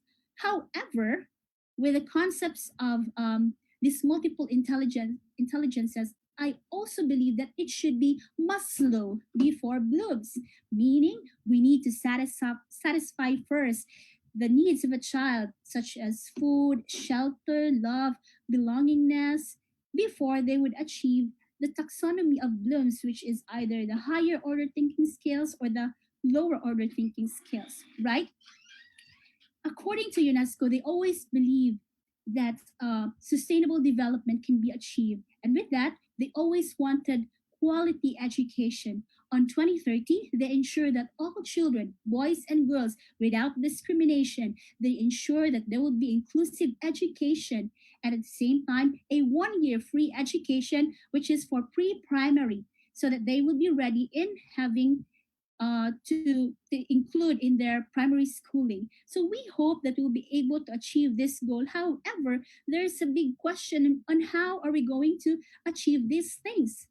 With all these disruptions going on right now, we have different nonprofit organizations that are willing to help to work on with educational research, either national, regional, or probably international. So we have the CISB, in which they ready resource pack, learning resource pack for our young children for free platforms wherever they are trying to distribute this one for different localities, so that young children who are not able to have equal access for internet or maybe Wi-Fi or such devices can still continue with their education. And these organizations also would like to promote sustainable development for education. upholding human rights and no discrimination, breaking barriers of diversity, at the same time having a peace education among young children. But the question is, how are you going to use these things that you're trying to say to us, Teacher Nettie, in moving out to the new normal? Yes, that's the big question. Sometimes we are so scared, especially the news that is going on right now. Are we going to go back to our classrooms, or should we just skip school year? Just comment your probably your idea if you wanted. We will be going back to school on August probably and still continue seeing each other, but with certain precautions. Now, that is why, with those questions you have in mind, I have prepared these 4 letters.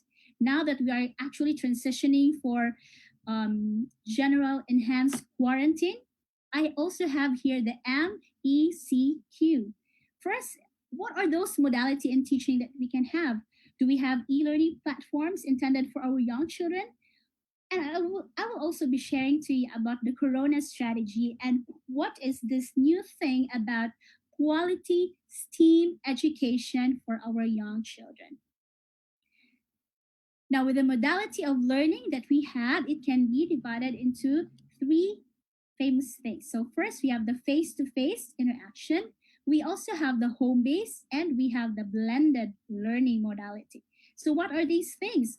So learning modality, we actually have the face-to-face. So students would go to school, but still with certain precautions. They would go to school in those areas which are somehow announced by ARTF, which are already safe, just like in Korea. Some of the children are already going back to school, but they need to be 1 meter apart from each other. At the same time, they need to constantly wear their masks whenever they're inside their schools, and at every 20 minutes, they need to sing a song while they are washing with their hands. And since we cannot avoid children to be social beings, it's really quite difficult and still challenging right now whenever they would really impose in going back to school. So that's the face-to-face modality. Another modality that we will venture is the home-based modality, where online teaching and modular can be used. So online modality, where we use the online platforms, can either be in Zoom or probably they have the learning management system. Teachers are assigned to a particular student, and student will have to have this discussion together with the teacher and answer those different activities that are presented to them, either synchronous system or the asynchronous system. While the modular home-based education, that means a child will be able to continue with a self-paced modules, which are printed materials, and the teacher would somehow check on him or her time to time. Another learning modality is the blended learning. So it's actually a combination of face-to-face modality and the home-based modality. For example, for a day, student will go to school, and the remaining 4 days, they would be answering exercises in their household, either through online activities, using their devices, their laptops, or their gadgets, or they can probably bring out those modules that a teacher would have. So with those different modality, we somehow wanted to support what our Department of Education is trying to give to our young learners, especially that June is approaching and we still have unsure pre-measures or given with announcements from our directives. We need to support each other. We need to really uphold the bayanihan system that is going on right now. We stop the blaming. We stop the blaming to the government, to the Department of Education. But I know our teachers right now are very busy learning so many things, trying to venture from traditional teaching to online teaching. And if you are still with us during this time, how about you give yourself a tap? Because with the 75 lockdown still in our household, with a stay safe, stay at home, save lives ordeal that we have, it's really difficult with all the emotions that we're having right now. I just commend you as a teacher, as a parent, as a student. It also somehow supports to what UNESCO is trying to say to every one of us.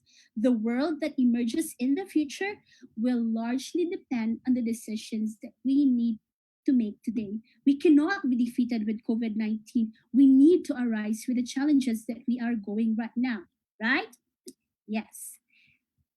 With the directives of our government trying to really confuse a lot of us, just like last May 26, 2020, our President Rodrigo Duterte, he said there will be no classes. I cannot allow that children will not learn. We need to find modalities on how teaching can still continue. That is why, with the different directives that he is having right now, I wanted to support what Mayor Vico Soto wanted to have as well. His opinion was about to give virtual classes to support upholding different internet connections to our different localities in the barangay level. I know there are solutions in every problems that is arising in our different places right now, not only in the Philippines, but also in the European countries, in the ASEAN countries, and especially for the places who are having um, difficulties, especially for combating with education. And with that, as we migrate from traditional to online teaching, I will try to share to you what are those discoveries that I had and what can be helpful for our young learners. So in teaching online, we need to have a platform where we can see them, just like the following. First, we have the class in, where it's a live in conference, live video conference communication, just like allowing your kids to either have small size or big size setup, where you can somehow also try to show to them what are your lessons, what are your different interactive games that you can present to them. At the same time, I like class in because it is interactive board for young children where you can allow them to scribble time to time. And of course, the pictures also you need to protect your children as you support the data privacy of 2012.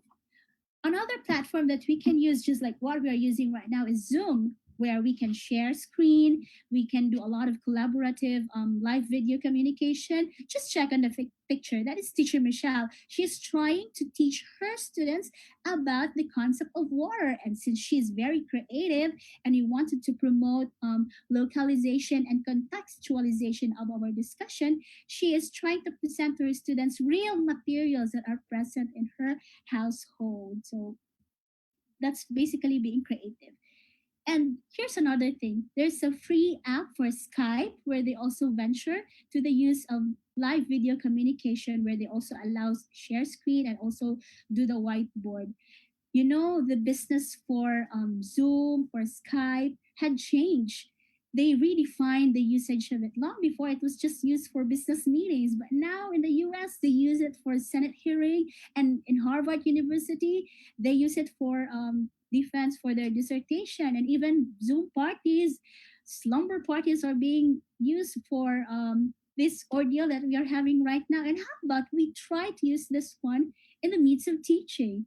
But teacher Nettie, how about we don't have Wi-Fi? I still need to buy a load whenever I will try to use those platforms that you have. You know, I have a solution with those questions that you have. So you better hang in there. Next, we also have platforms for our young kids. So first, I love this one, the Abracadabra, because it supports the self-directed learning instructions for our young learners. It also helps them play at the same time, learn with the pre-lessons that are having and videos as well. So it's absolutely free and you can somehow use this one whenever you're offline. So you can probably save your data. So we can also tap reading for literacy and for numeracy. Next is the British Council. Just like the previous app that I showed to you, as a teacher, as a parent, you can use this one for your preschoolers where videos are also shown, lessons are also given and self-directed, and somehow it's absolutely free for us. This is somehow a European applications that we can somehow share and use. Another one is we have the Xstep. It contains different stories from the different writers. And what I love with this one is it's multilingual. That means one story can be translated into 53 languages.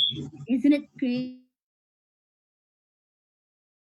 Exploring it. I'll teach probably my child about how this language would sound in Spanish, or how this certain book would sound probably in Mandarin, or probably in Basque, or Italian. So the learning right now that we're having actually had a wide open school for every one of us. Another platform that I also wanted to share to you is about the Global Digital Library.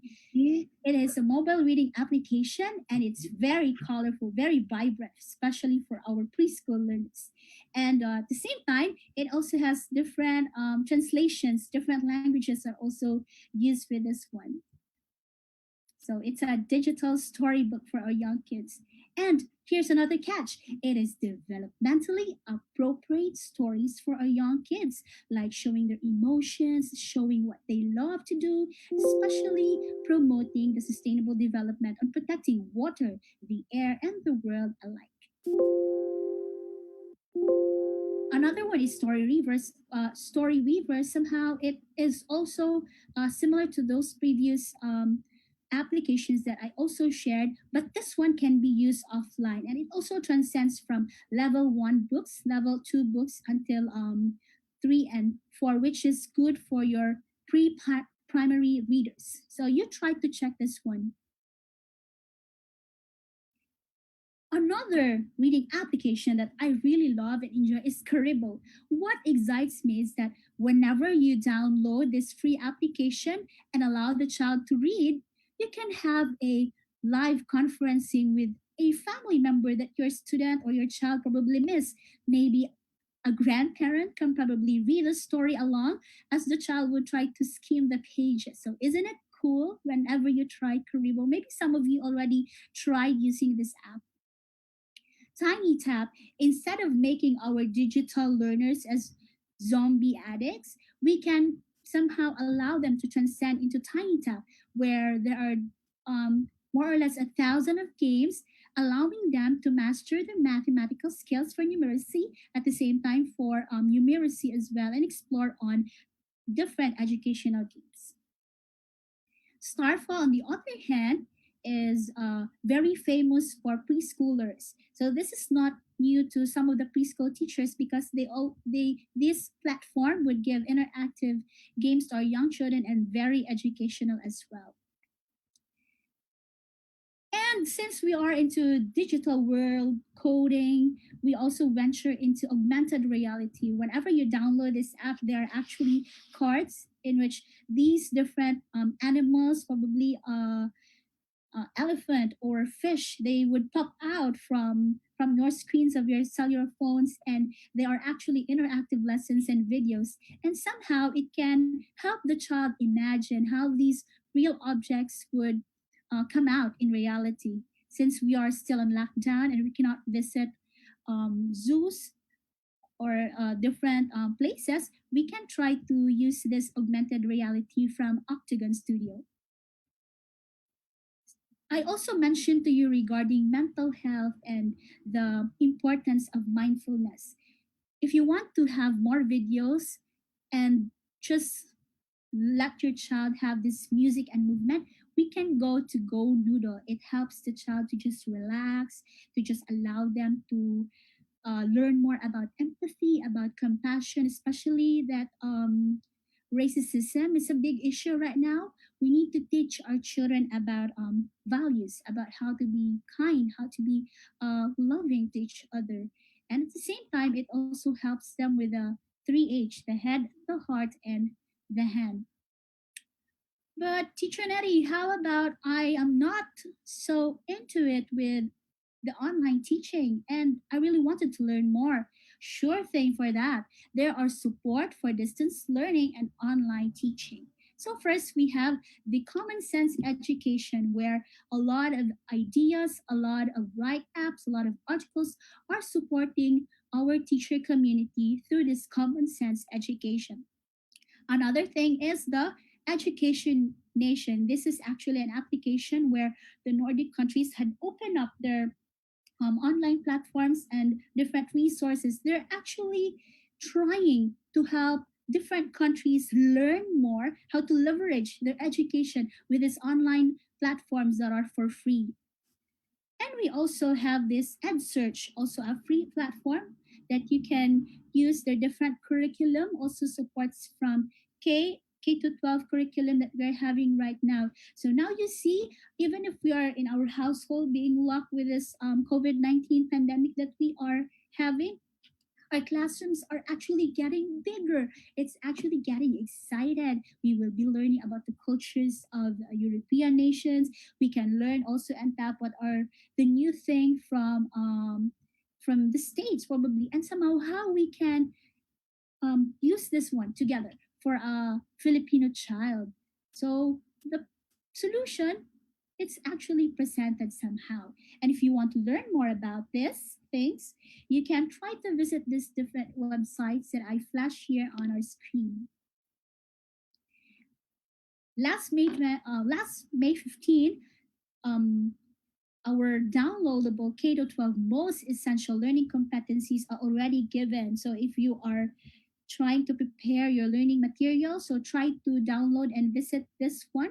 Thank you for the teachers who really work hard in checking what are those most essential learning competencies that will help our young learners to transcend into a lifelong learning individuals.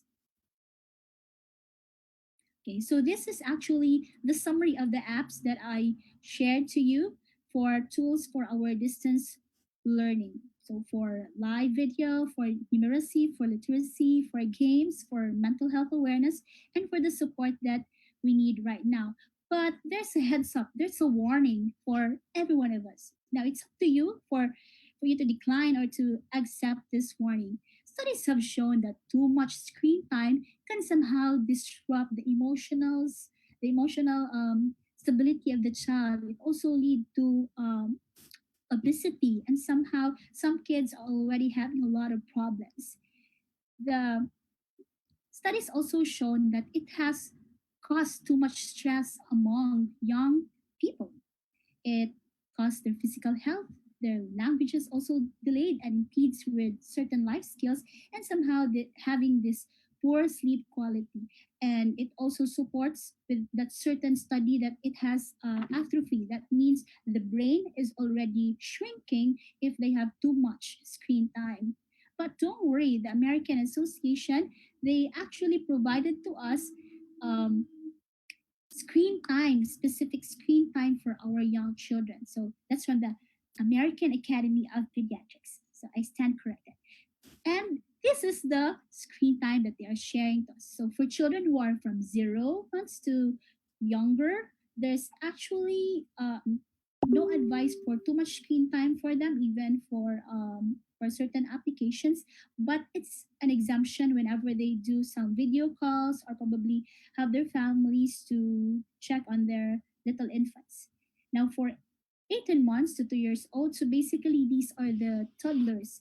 So we can limit the screen time with the supervision of the parents. So that is why we will not just allow them to be addicted with our iPhones, with our gadgets, with our devices, to just let them be tame and just, okay, here's the phone, just do your thing and don't disrupt mommy because she's doing work from home or she's doing certain things. So make sure that you have limited time for your toddlers.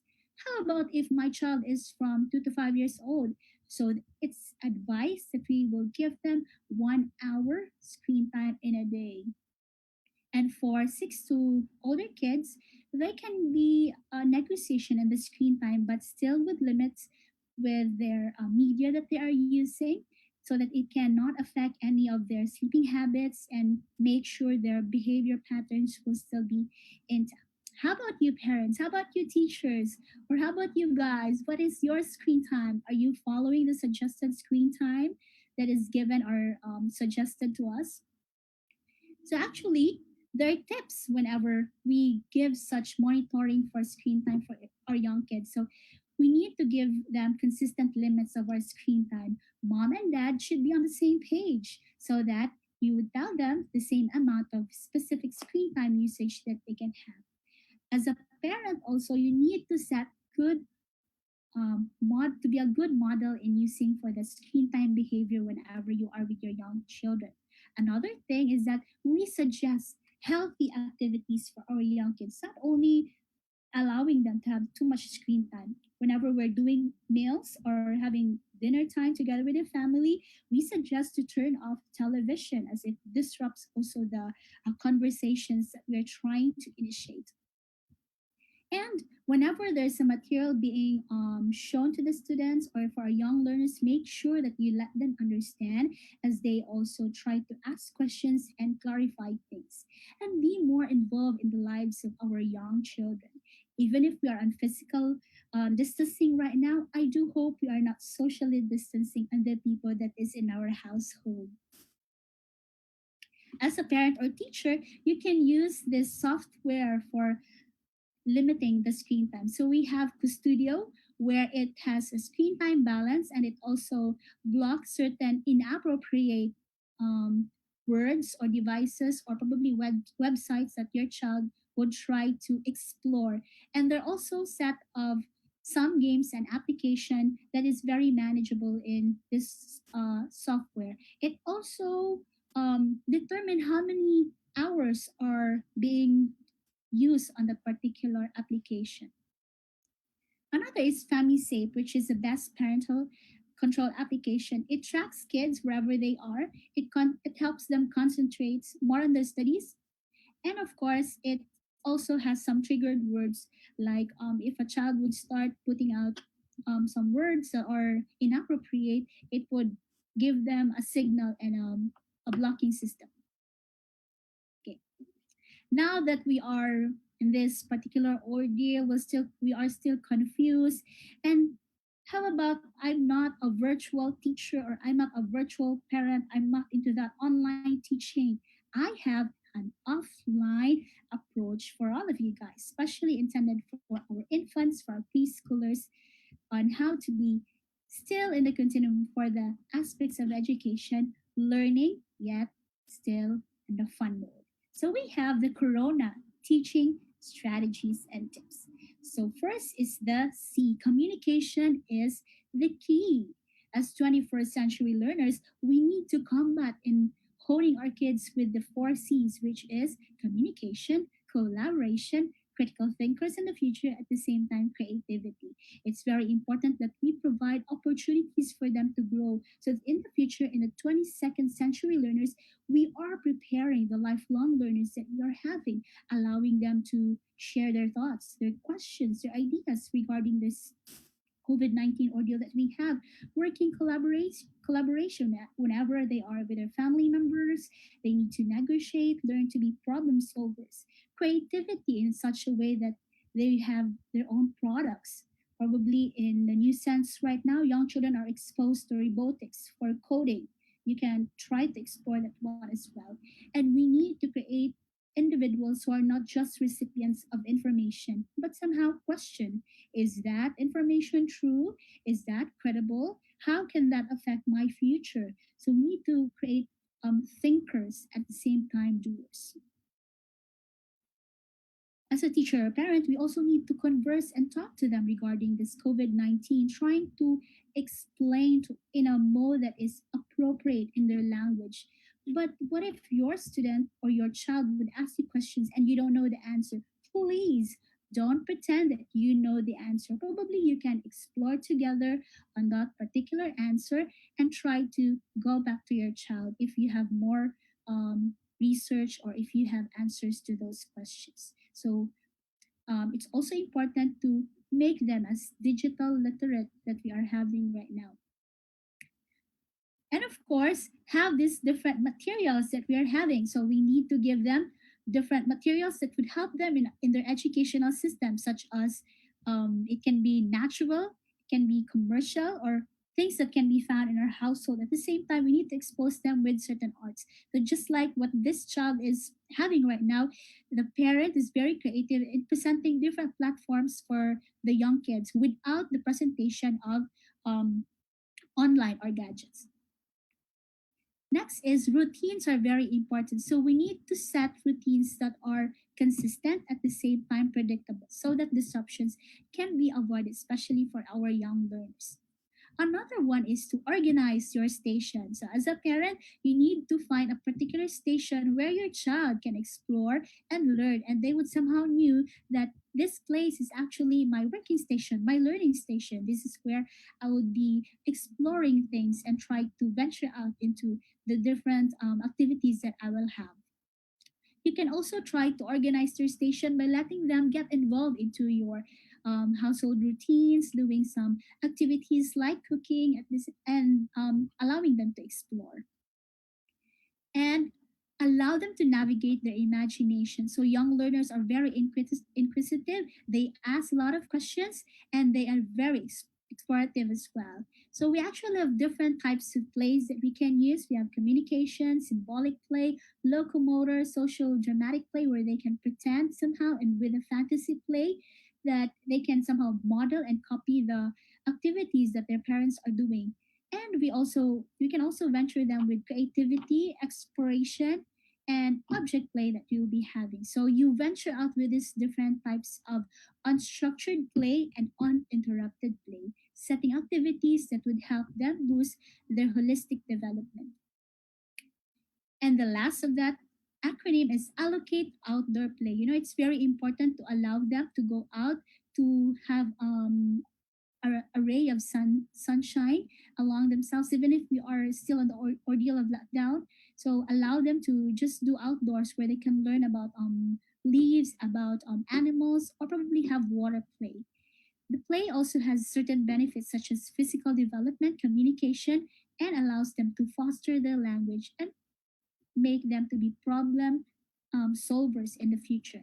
So even for today, we actually we are celebrating the Learn About Composting Day, especially for the month of 29. We wanted to allow individuals to participate in the um, reduction of our carbon imprint and help solve where we can see somehow we observe that our skies are bluer, our Mother Earth is actually healing, and it's actually giving us an indirect solution for our sustainable development for our Mother Earth.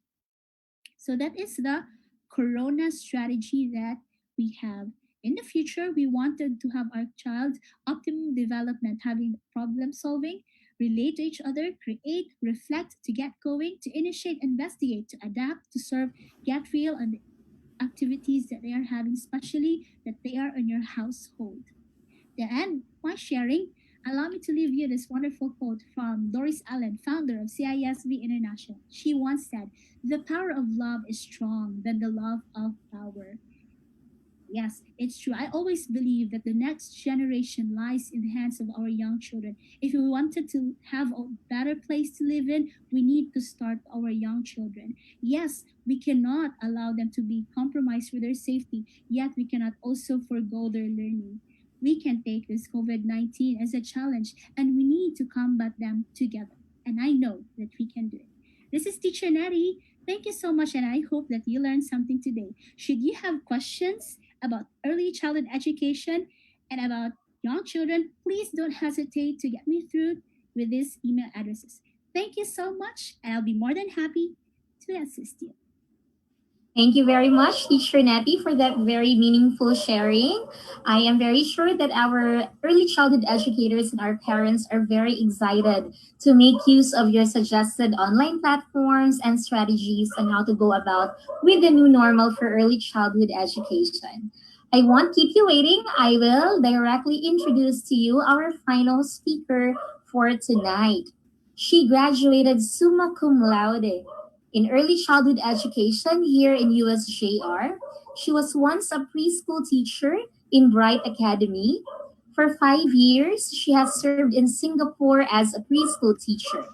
At present, she is a caregiver for special young and old adults and an early childhood educator in Bavaria, Germany. Let us all welcome all the way from Germany, Miss Lovely Henugen Asher. Good evening, Miss Lovely. Guten Tag, good afternoon for me. Good evening.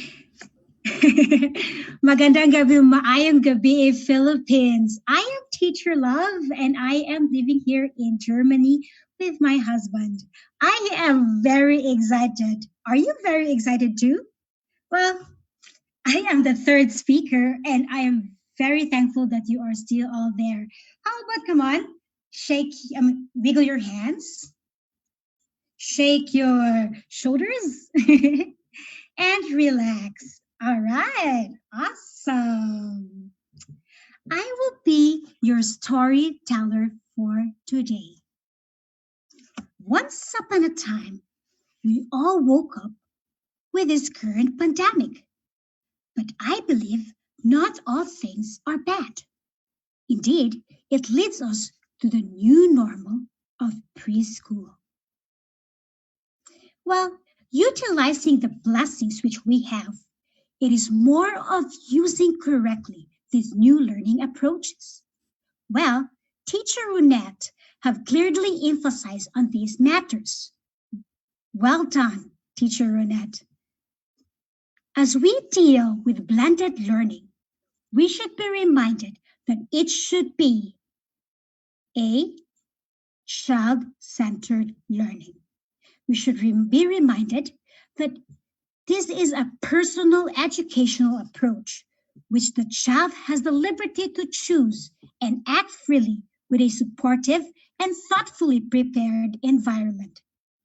Thus, parents, teachers, and guardians are encouraged to be partners and collaborate together for the betterment of every child. As we portray these different various roles, the common denominator is the child.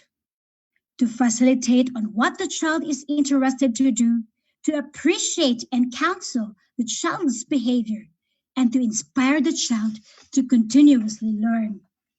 But how? What will be our strategies? The children are at home. How will they be equipped with appropriate activities? Ooh, sounds big. Innovations. Soulfully think, embrace, and achieve meaningful time. STEM. Oh, that is my personal meaning.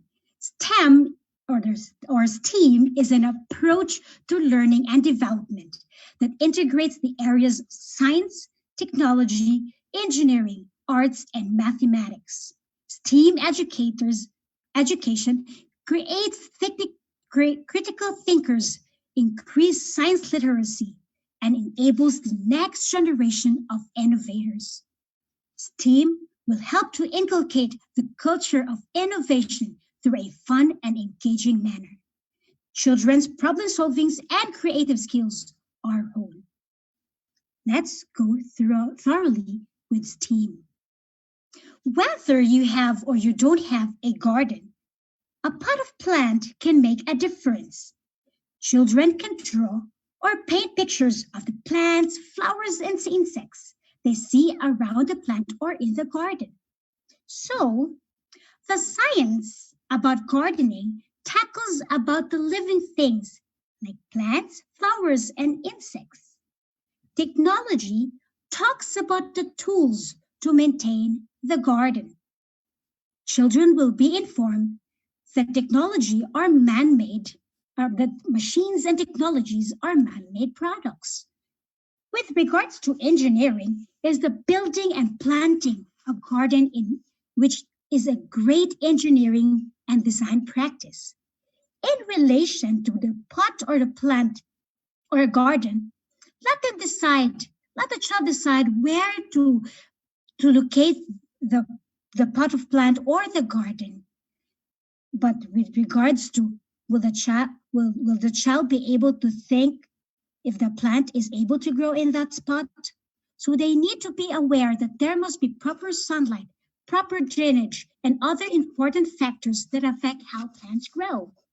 They can make their own flower bouquet as a creative project under arts. Gardening is also a great way to promote a variety of math concepts, such as size, counting shapes and proportions. Like for example, in this tomato plant here, the child will be able to count how many tomatoes are there. And if you have ampalayas, what's the color of that ampalaya at home? So that's about STEAM. But with regards to STEAM, we can also use it as an individual learning model. For example, we can have kitchen science. It's explore the fun of science in your own kitchen using kitchen chemicals. So kitchen science is using kitchen chemicals. For example, to make a rainbow density drink, you can use sugar, water, food coloring, and glass. Another example is the most famous baking soda and vinegar volcano kitchen experiment. This is a classic science fair demonstration in which you stimulate on how the volcanic erupts. And nothing happens if you add food coloring to milk, but it only takes one simple ingredient to turn this milk experiment into a swirling color wheel. What could be that ingredient in this magic colored milk experiment? Well, science, there's a lot of things. Another thing would be the Young Scientist Day. Have you heard of it? Were you able to do this at home? It is universally known that children are curious by nature. Hence, to encourage their curiosity, Young Scientist Day aim to stimulate interest in science activities among children. Through science experiments, children find out why things work and how things work, which help them to gain better understanding of the world around them. The children will have their prediction about the experiment. They will do their experiments, and the children will observe, and then after the experimentation, they will share their observation. That would be so nice if you will have this Young Scientist Day at home. So these are the following websites that you can visit with regards to science. Technology is not a problem. It depends on how we use it. Technology is classified into two parts. Electronic technology are such as computers, laptops, cell phones, and non-electronic technology are scissors, pencils, rulers, and some measuring steps. So, as learning tool, it offers online educational games and developmentally appropriate software and uses non-electronic technology. And administration, software for the child care sector helps directors to manage child registrations, schedule children, record attendance, and prepare invoices for the parents. With communication, it can aid educators in keeping parents informed and engaged in children's developmental activities. Well, indeed, technology is a practical application of knowledge and integrates technical devices. In engineering, so this is some of the websites for technology. We have Kiddo Land. It's free to download. With regards to technology, again, here are some of the websites, YouTube Kids and Balloon Pops. In engineering, children are exposed to hands-on experiential learning. Wow! Teachers to read fairy tale stories and ask children how to help the characters overcome the problems faced by the fairy tale characters. Children's problem-solving skills and creative skills are enhanced when they are invited to suggest and build structures to help fairy tale characters. Children having this hands-on experiential learning will be equipped with problem-solving skills and creative thinking skills that will help them face as face the challenges as we grow and develop. For engineering, these are samples that we have read to our children. These are some of the fairy tale structures. For example, in day 1, I will read the story, The Three Billy Goats Gruff. Have you heard of this story? The three billy goats Gruff are on the mountain. They are very hungry. This is for day 1. But because they are very hungry, they need to find a way to eat some grasses. But along the way, on the river, there is the troll. The teacher will emphasize, children, what will you create? What structure are you going to make to help the three billy goats cross the river? So in day 2, the children will have their guess regarding, maybe they will make a bridge, they will make a boat. And for day 3, 4, and 5, they will be able to utilize the different materials, like the reusable materials like tissue rolls, bottle caps, and Yakult bottles to create a structure. So this is the engineering platform. But then how do you assess a child's progress regarding engineering? So with regards to problem-solving skills, using deductive reasoning, the child is able to express themselves verbally to convey meaning, communicate thoughts and ideas. So these are some questions you will, as teachers and parents, will ask to their child. What are you building to help the character? What are you going to create for the Billy Goats craft? And for the creative side, children will be able to provide possible solutions in order to help the character of the story. That is engineering. So these are some of the engineering photos and websites that you can go through. With regards to arts, STEAM with A is arts. Look at this. Based on studies, a program that incorporates the arts into the curriculum has been proven to increase creativity and improve academic performance, increase motor skills, enhance visual learning, and boost higher decision-making skills. Sit with a child is a strategy to get to know how the child feels and what the child knows. Show and tell help to build effective communication and listening skills, support the child's confidence, and allow them to have enough time to explain their arts and crafts. Through arts, exposing children to various medium, tools, and techniques ignite their imagination and creativity. So parents and teachers, involve your child for these arts and crafts activities at home that they will be able to express their creative side. These are some of the websites for art activities and crafts activities. STEAM with A representing arts including music.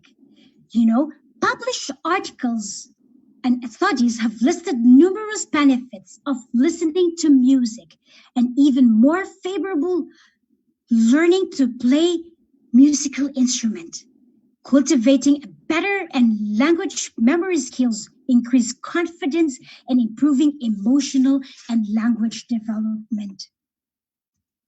These are some of the websites that you can have for music, like Tutre or YouTube. And mathematics for STEAM. Children are able to solve problems involving measurements, estimate temperature, liquid volume, mass, or strength, or length. You can try these varied techniques to make math concepts fun and enjoyable for the children and yourself. So here are the following suggestions that you can utilize at home or in school. So these are some of the websites. for mathematics.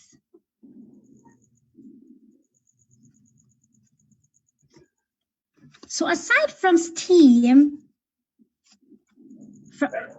those were just the gist of STEAM education. To continue sharing on some strategies for teachers, parents, and guardians to collaborate, play is another essential to children's development because it contributes to the cognitive, affective, physical, and well-being. Play also offers an ideal opportunity to parents to engage fully to their children. So you can have obstacle course, like children will be able to mix and like obstacle course where parents will be able to mix and match the different locomotor and non-locomotor skills for obstacle course, and at the same time doing martial arts like karate and taekwondo. Do you know that having martial arts teach confidence and self-discipline while providing engaging physical activity? The stamina and endurance the children develop during martial arts overall develop with physical and mental health of the children. So may I invite you to sing with me this song this song, I Have Two Hands. Are you ready? As we will proceed, okay? I have two hands, the left and the right. Hold them apart, hold them upright and so clean and bright. Clap them softly, 1, 2, 3. So there are a lot of songs that we are able to practice our fine motor skills. So another way to develop fine motor and other children's skills is using the development of our fine muscles with our hands and our fingers. So these are examples that we can do at home with our children. Another skill to develop fine motor and other children's skills is through table toys or manipulatives. Manipulatives also improve a child's sense of spatial awareness and promote problem-solving skills. So here are some of the websites that we have for manipulative skills that we can do at home. Do you like to read books? Whether you like it or not, reading to your children starting from infancy can help with language acquisition and literacy skills. This is because reading to our children stimulates the part of the brain that allows them to understand the meaning of language and help build key language literacy and social skills. So let's enjoy reading and be storytellers to our children. After reading stories to our children, please let your children keep the books by themselves and clean up their toys and things which they have used. This is a practical life activity to improve their self-help skills. Another way to improve their self-help skills is self-feeding, independent dressing and grooming, hygiene and toileting, and helping with daily chores like table setting and making bed or arranging the linens of their bed. Our children are at home with us. Thus, I have this sample schedule which may guide our children. We also emphasize here about the healthy food and drinks, enough rest and sleep. Look at the chart in front of you. Like if your child is from 1 to 3 years old, a number of 12 to 14 hours should be given. And at the same time, because our children are at home, it's really the right modeling of following the schedule for your children. And if you can see there's a learning time So it's always beneficial if it's always a child learning centered activities. If what is the child interested to do, whether it's for science, technology, and computer, following what teacher Ronette has shared to us regarding the exploring of engineering using recycled materials to create a certain thing, and at the same time be able to improve their skills at home, but focusing on what the child is interested to do, and not because we are forcing the children at home, my dear parents and teachers, but is enabling our children to have fun while learning. So this my side will also share to you about being socially responsible. Our children can be our partners at home also. They are our social responsible partners that are greatly of help regarding maintaining the electricity at home, the electricity and water bills, because they're able to understand that they are our partners and they need to help us regarding this situation. Well, children at this time, it would be difficult for them to understand about environmental issues. But then, if we are able to model them on how to reduce water and how to practically use recycled materials, then children are becoming socially responsible. So if we have these different strategies and activities for our children at home, since I've shared about strategies for parents and teachers if our children are at home, how will we be able to transcend this information? How will parents, guardians, and teachers focus on our children's side? So here are the following websites that will enable to have a partnership, a good collaboration, a good communication between our parents and our teachers. Classroom. So a classroom is a social communication platform for teachers and parents, which aims at making this communication faster, easier, and streamlined. It's basically a cloud solution and completely free. A teacher and also a class parent can open a class-based group in Classroom and invite class parents easily by email. In a group, teacher can share all school events, homework, assignments, exams, schedules, announcements, photos, and documents with group members. All groups are closed and no one reached any content other than group members. This classroom works along like the Microsoft Teams and Zoom.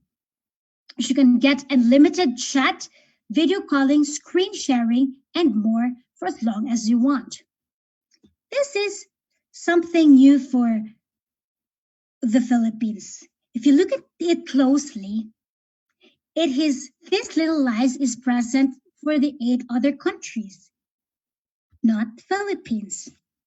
Maybe this is the opportunity to make partnership with the Little Lives and have this application present in our school to be able to connect with our parents and children.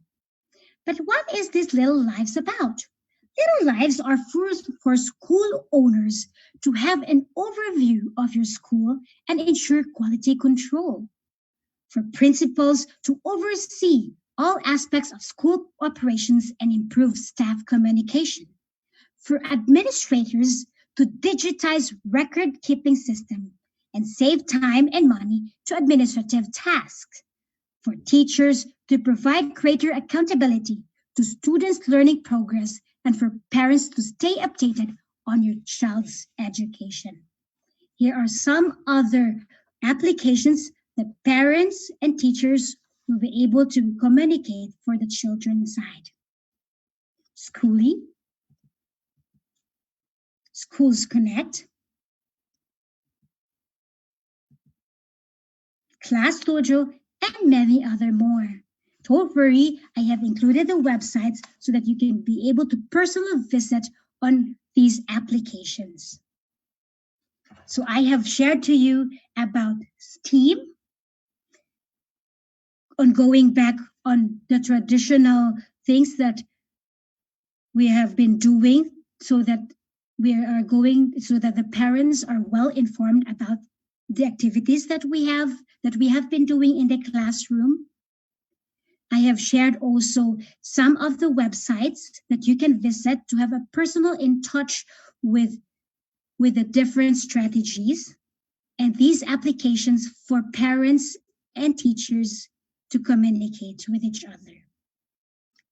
I didn't go deal about digital learning since Teacher Ronette is able to share it to you, and we are tapping all parents at home that in this difficult time,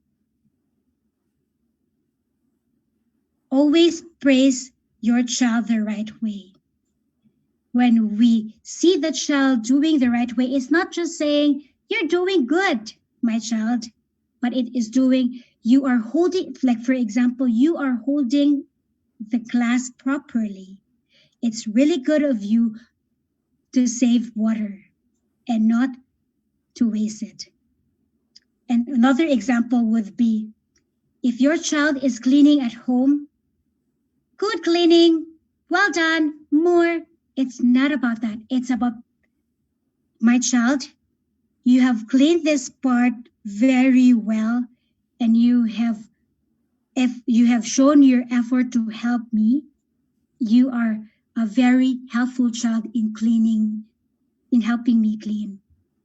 So that's praising the right way, and learn to embrace failures and difficulties. When our child is trying to answer some activities at home and it's really difficult for the child, try to use this experience, this avenue for the child. If it is difficult, what are the things that it is difficult? Are there any other ways that I can help you with it? And then if the child is being trusted to do that certain task, then the child will develop his or her confidence and trust to himself and be able to achieve the activity. And encourage patience and perseverance. It's difficult for all of us, especially in Philippines, because we are all, most of us are locked down at home. Our children are with us, but parents, teachers, we are always the best examples for patience and perseverance. And as we're able to do this, as we're able to do the different activities at home, be able to touch on what the children are interested about, and even if things are so difficult for the children, but parents, please guide our children the right way. Please let them be able to see this positive side that we are going to make it through, because we have the different strategies, we have the different activities for our children to be able to do at home. And so let's ponder at home. So the STEAM activity is something so big for us, but don't worry, because one at a time, you will be able to do it with your child. It may sound so big, but if you go back to the slides that I have, you will be guided thoroughly of how you're going to do about it. So as we ponder at home, may I be able to share to you that we have a lot of activities, not only digital, that may affect or promote learning to our children, but let's always go back to being with our child as partners, as collaborators of learning. And so, despite of this pandemic, we all believe that we have a God God's greater of any of these problem.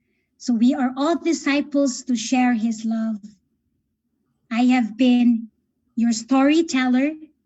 I have here the book with me and sharing to you what are the details and how it goes. I am your teacher love, Frau Asher. Thank you so much. So if you have any questions that maybe I was so fast of dealing about it because I'm trying to keep up your energy. But if ever you have questions, I can be personally in touch with you. Please contact me at this email, lovelyhenrugin1990 at gmail.com. Or if you have any questions and clarifications, you can connect with University of San Jose Recoletos College of Education. Thank you very much, Teacher Lovely, for that very creative sharing. That was entirely unique.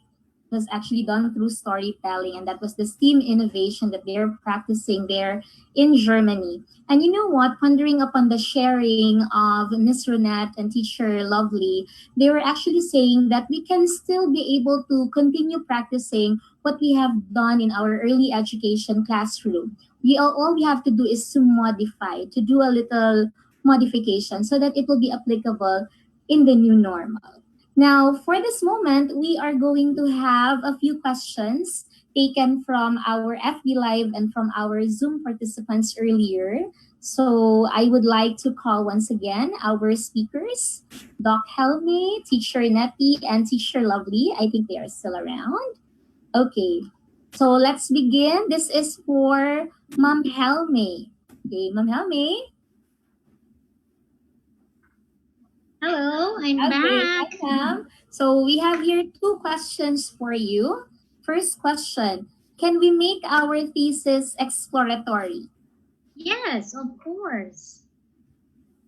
In terms on exploratory, at least you can escalate the type and quality of your research output. We can basically do that. Okay. Depending also on the institutional or research thrust and direction. But if your schools like USJ-R, we are advocating right now to online publication. So all our graduates in the College of Education, they cannot graduate if they cannot produce the publishable paper. So basically, it will depend on the institution's research thrust and directions. Okay, thank you, Ma'am Helme. Another question, Ma'am Helme. What is the implication if the intervention in our research resulted to no significant difference? Does that mean that the research failed? That's what I mentioned a while ago, that usually as a researcher, we always want that our result findings will always have significant difference. But the finding of no significant difference or with significant difference depends on the variables that we are investigating. So basically, the results will only going to reveal implications of the findings. So example, there is no significant difference if I am investigating on socioeconomic status and job satisfaction. So basically, either if I'm a I belong to a low class or average or rich people, it doesn't matter when job satisfaction will be at the high or the highest level. So basically, the no significant difference or with significant difference will vary depending on the variables, the factors, and the parameters being investigated in the study. So it's not really a failure. Sometimes as a researcher, we're really going to manipulate the data so that the result of our research is with significant difference. Then whatever is the result, so be it, because that is your discovery, that is your new knowledge, and that is where you are going to bank on a new concept.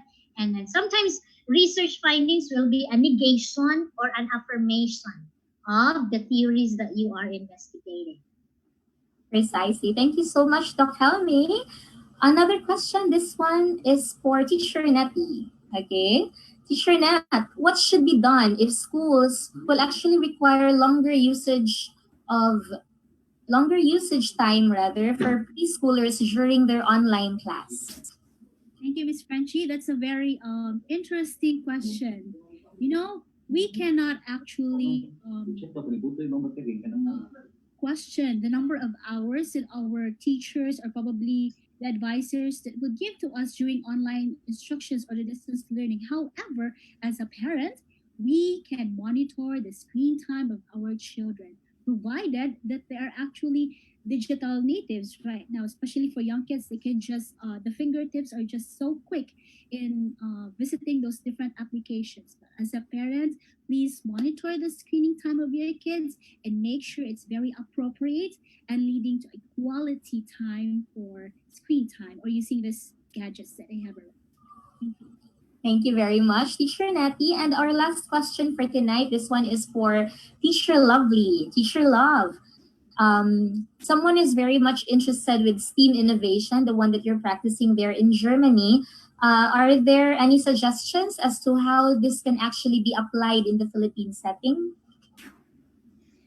Thank you for that question. STEAM is for all.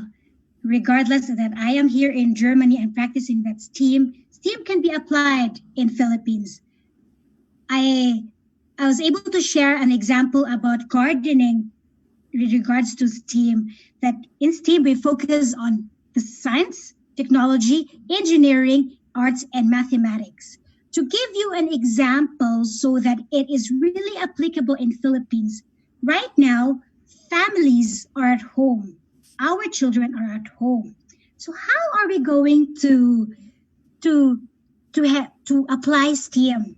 So science talks about living things. So who are at home? Who are at home? Mama, Papa, Kuya, Ate, Lola, Lolo, right? And the child. So that's a science about what are, like, as a family, what are our basic needs? And if we go deeper to technology, what are the electronic and non-electronic things that we have been using at home?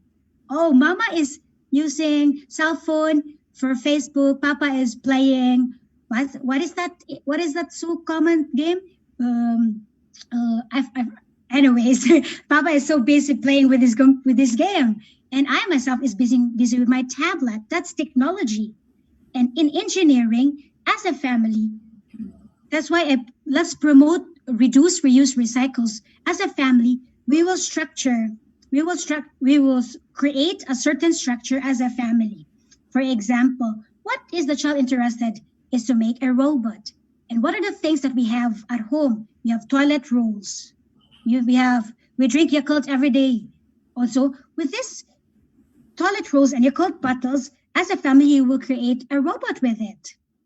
And the child will say the parts of the robot, and that's the engineering. In regards to arts, after the robot is created, when you have at home paints, you can create it in a different way, or make a house for that robot, or make a garden for that robot to give life to it. That's the arts of it. And mathematics is, what is the shape of that robot? Or what is the color? Or what's the size? And how are you going to scan it? So that's STEAM. So it is applicable even at home in Philippine setting. I hope I'm able to share this certain very exact example for you to understand STEAM approach. It sounds big, but it's really on your stem to do it. Thank you very much, Teacher Lovely, for that very wonderful suggestion. I mean, basically, it's something that's already done at home, even in school, right? They just have to be artistic. You just have to be creative. Okay, so with that, let us give our speakers for tonight our appreciation by giving them your hearts, your likes, your thumbs up, and your waves as well. Okay, thank you very much to our dear speakers, Doc Helme, Teacher Nettie, and Teacher Lovely.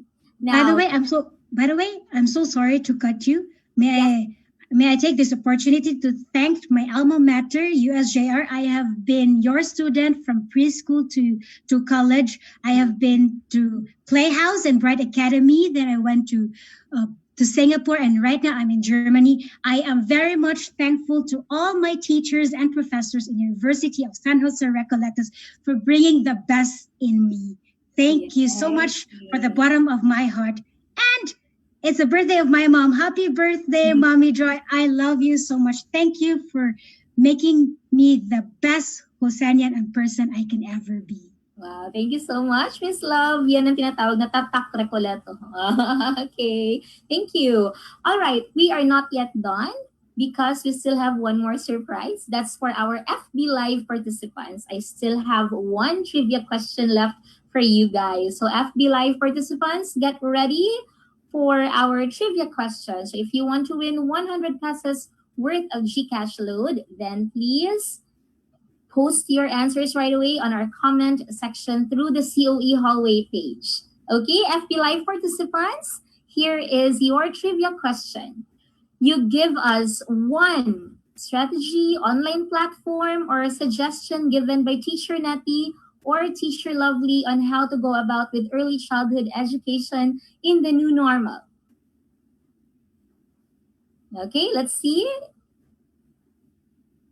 I'm waiting for the replies to come. Give us one example of a strategy, or it could be an online platform. Okay, I see one from Sir Nino Almid. He said, STEAM approach. STEAM approach is correct, Sir Nino. Congratulations. Please send us your details through the COE hallway page for us to give you your 100 pesos worth of GCash load. Once again, congratulations, Sir Nino Almid. All right, so much for that one. I know that you learned a lot tonight. Maybe some of you are asking, how are we going to get our e-certificates? Well, your e-certificates will be distributed to you right after this webinar. There will be links posted on the COE hallway page. So kindly accomplish those links within 30 minutes only. I'll be explaining more of that one later on. For now, we have a special guest from one of our departments. He is actually the cluster head of Math and Research Department of the Senior High School. He's a finalist for Most Innovative Teacher by Cambridge University. Ladies and gentlemen, to share to us about the Senior High School Department, here is Mr. John Nico Coyoca. Good evening, Sir Nico. Hi, good evening. Good evening, Teacher Frenchie. Good evening. And good evening as well to all our online viewers in Facebook and in Zoom. And let me also, first and foremost, grab this opportunity to thank the College of Education, headed by Dean Babia, for giving us Senior High School Department this platform to share what we have been doing as well in the Senior High School Department in preparation for the upcoming school year.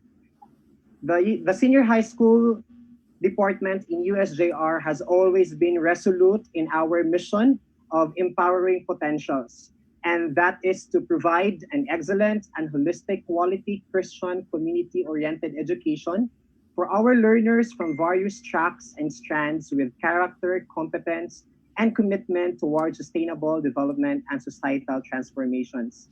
But with the challenges that we have been facing right now, everybody, especially in the academe, all of us are called to do more and act faster to reach all children and families in need. And so, in the Senior High School Department in USJ-R, we will continue our commitment to reach for our students wherever they are. And what does it mean if we say we are reaching for our students from where they are? We all know that everybody right now is actually scared for their safety and security and belongingness. And so in USJ-R Senior High School, we will continue our education, our senior high school education, without compromising the safety and security of our students. So that means that we are to revolutionize our e-learning solutions to continue our mission of empowering lifelong potentials. So right now in the Senior High School Department, we are exploring on our own learning management system. At the same time, we are also exploring on the different distance learning modalities that we can maximize and use for us really to be able to reach out to everyone. And also in the senior high school department, we have this framework on our goals. What do we want to reach so that we can journey together? First is R. In this new normal, and while we are trying to revolutionize our e-learning solutions, we want to redefine academic excellence in this new normal. And that is also enriching quality teaching. That means our teachers will also be trained and equipped with all the skills they need for them to be ready to teach our learners through the different distance learning modalities. And all together, we want to work hand in hand for us to achieve sustainable e-learning, of course, with our LMS and on the different modalities that we can explore. That is for us to continue championing peer-to-peer collaboration and on our mission to hone the lifelong skill set of our learners even inside their home. And so, if you have friends, if you have children, and if you know someone who is incoming senior high school student, we will be very happy to welcome you in the senior high school family. We have our programs offered in both campus. For the main campus, we are offering our academic track, our ABM, STEM, and UM strands. And the same strands are also offered in the Basa campus. ABM, STEM, and UMS, and of course, our technical vocational livelihood track. And that includes our ICT strand and home economic strand. So in senior high school, it is our promise and our commitment to give to you a senior high school experience that will allow you to be ready for whatever senior high school exit that you want. And for our official announcement regarding the senior high school enrollment schedule, do not hesitate to follow our official Facebook page, for we will be posting there our official social media announcements once available. So if you also have any other inquiries, feel free to give us a message, and our Facebook page will be very happy to assist you. Once again, in senior high school, we will continue to empower you while providing your safety and security, at the same time revolutionizing e-learning solutions so we can continue empowering more potentials. So welcome, and we look forward for you to enroll in the senior high school department. Thank you so much. Thank you so much, Sir John Nico, for that wonderful introduction about our senior high school department. So we are inviting everyone to be a part of our senior high school family. You know, they are there for you to help you reach for your dreams. Now, this time, let us have some announcements from the Dean himself, Dr. Justoni P. Babia. Sir Justoni, good evening. Yes. Hello, Miss French. Hello once again. Thank you so much for coming, for joining for about 3 hours in our webinar series. I know that it's already quite late, but for some of you, you really have stayed, and congratulations for another new learning insights and opportunities that you've got from our speakers. So, because of a lot of requests are coming in from our viewers and audiences, that we will be extending our webinar series. So we will be having another series for June 2020. That's our second edition, all for students and educators, of course, with the same theme, but this time these are more exciting topics, more innovative and recent topics that some of you can really share to your colleagues, and at the same time can really put in your notes the new learnings and the knowledge that you will get from our invited speakers, both from in-house and outside experts, from the outside Cebu, within the country, and even outside the Philippines as well. So for our first topic that will be on June 5, 2020, our topic will be on education for sustainable development and global citizenship education. Later on, I will call one of my faculty members to share the specifics and details about this session. And of course, the second session will focus, this is the most important thing, especially for teachers who are now doing adjustments in the new normal and how to teach in the new normal, especially designing the lesson plans. This is the right session for you, because we will now be teaching you how to design online and offline lesson plans and learning modules. And this is a flexible approach in the new normal.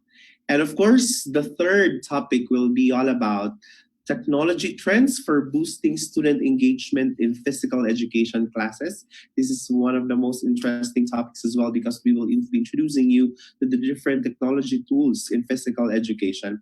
And at the same time, the social media management tools. This is also another very, very important topic. And I guess Sir Nico, who has just presented a while ago the programs at the senior high, will be one of our speakers for this session. That will be on June 19 at exactly 7 p.m. Philippine Standard Time. And the last session will focus on data presentation do's and don'ts, especially for the researchers who will be having their theses and dissertation presentations. This is very much important for you.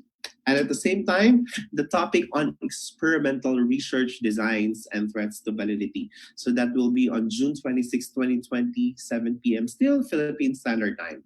So Zoom details are provided to first few registrants via email, and a certificate of participation will still be given per session. And for those who will be able to complete the 4 sessions, you will be receiving the certificate of completion.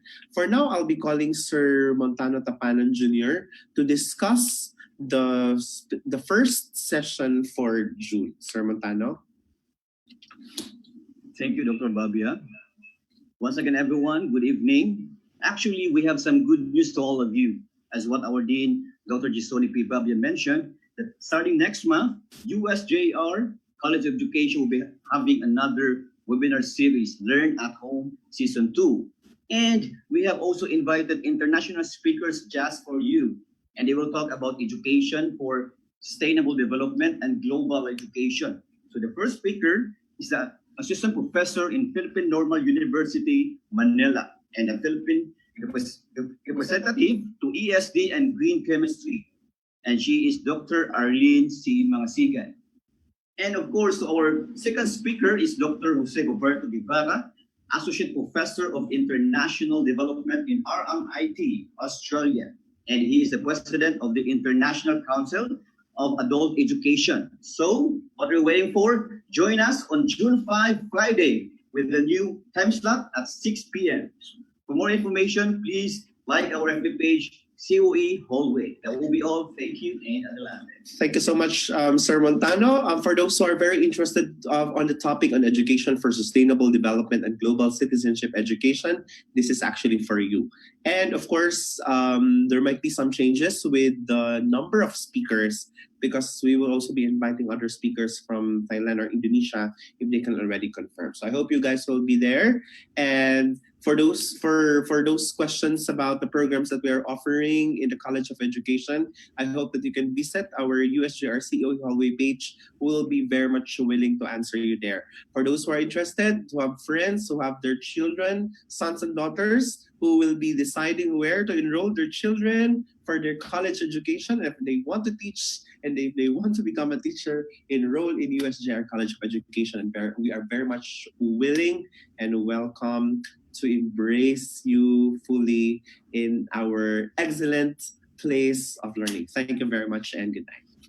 Thank you very much, Dr. Babia and Sir Montano, for those words. I'm sure our participants are very excited because COE Learn at Home webinar series will come again for season 2. So you see, because of your great feedbacks, we are here to serve you once again for more informative webinar sessions. This time, involving speakers coming from different parts of the world. Isn't that exciting? So for the moment, I'll be giving you some reminders with regards to your e-certificates. So right after this webinar, kindly go directly to the COE Hallway page. You can see there the links according to the first letter of your first name. So kindly accomplish them well and have them be submitted so that we can email to you your e-certificates. And just a little favor, please do that one carefully because we cannot handle all your requests or concerns with regards to changes in spelling and the like. So I hope that you are able to learn a lot for tonight.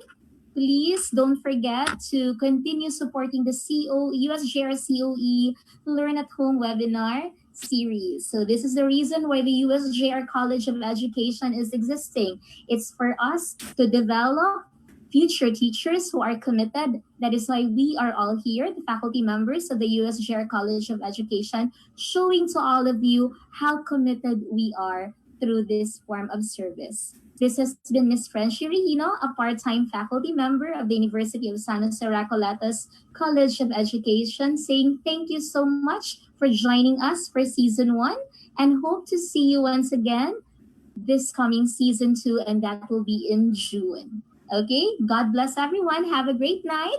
Adelante.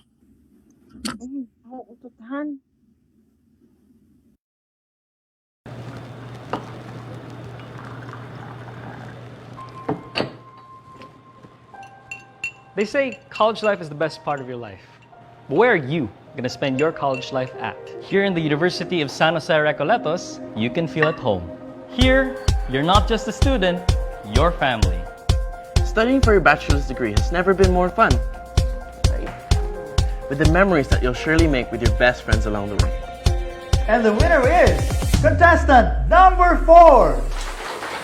You can make your college life the best part of your life here at the University of San Jose Recoletos. We inspire, and that's not all. We believe in quality Christian community-oriented education. We transform our lives and transform others. Here at USJ-R, we have over 12 colleges and departments. We have a diverse range of students coming from different parts of the country and the world. Now you know where you're going to spend your college life at, but what's going to be the best degree program for you? The College of Engineering offers high-quality training and high-tech facilities. So, if you're looking for a stable engineering career after graduation, it's easy at USJ-R. Wow! The College of Information, Computer and Communication Technology has innovativeness at heart, with its students winning national awards for the best smartphone apps. The future is truly now at CICCP.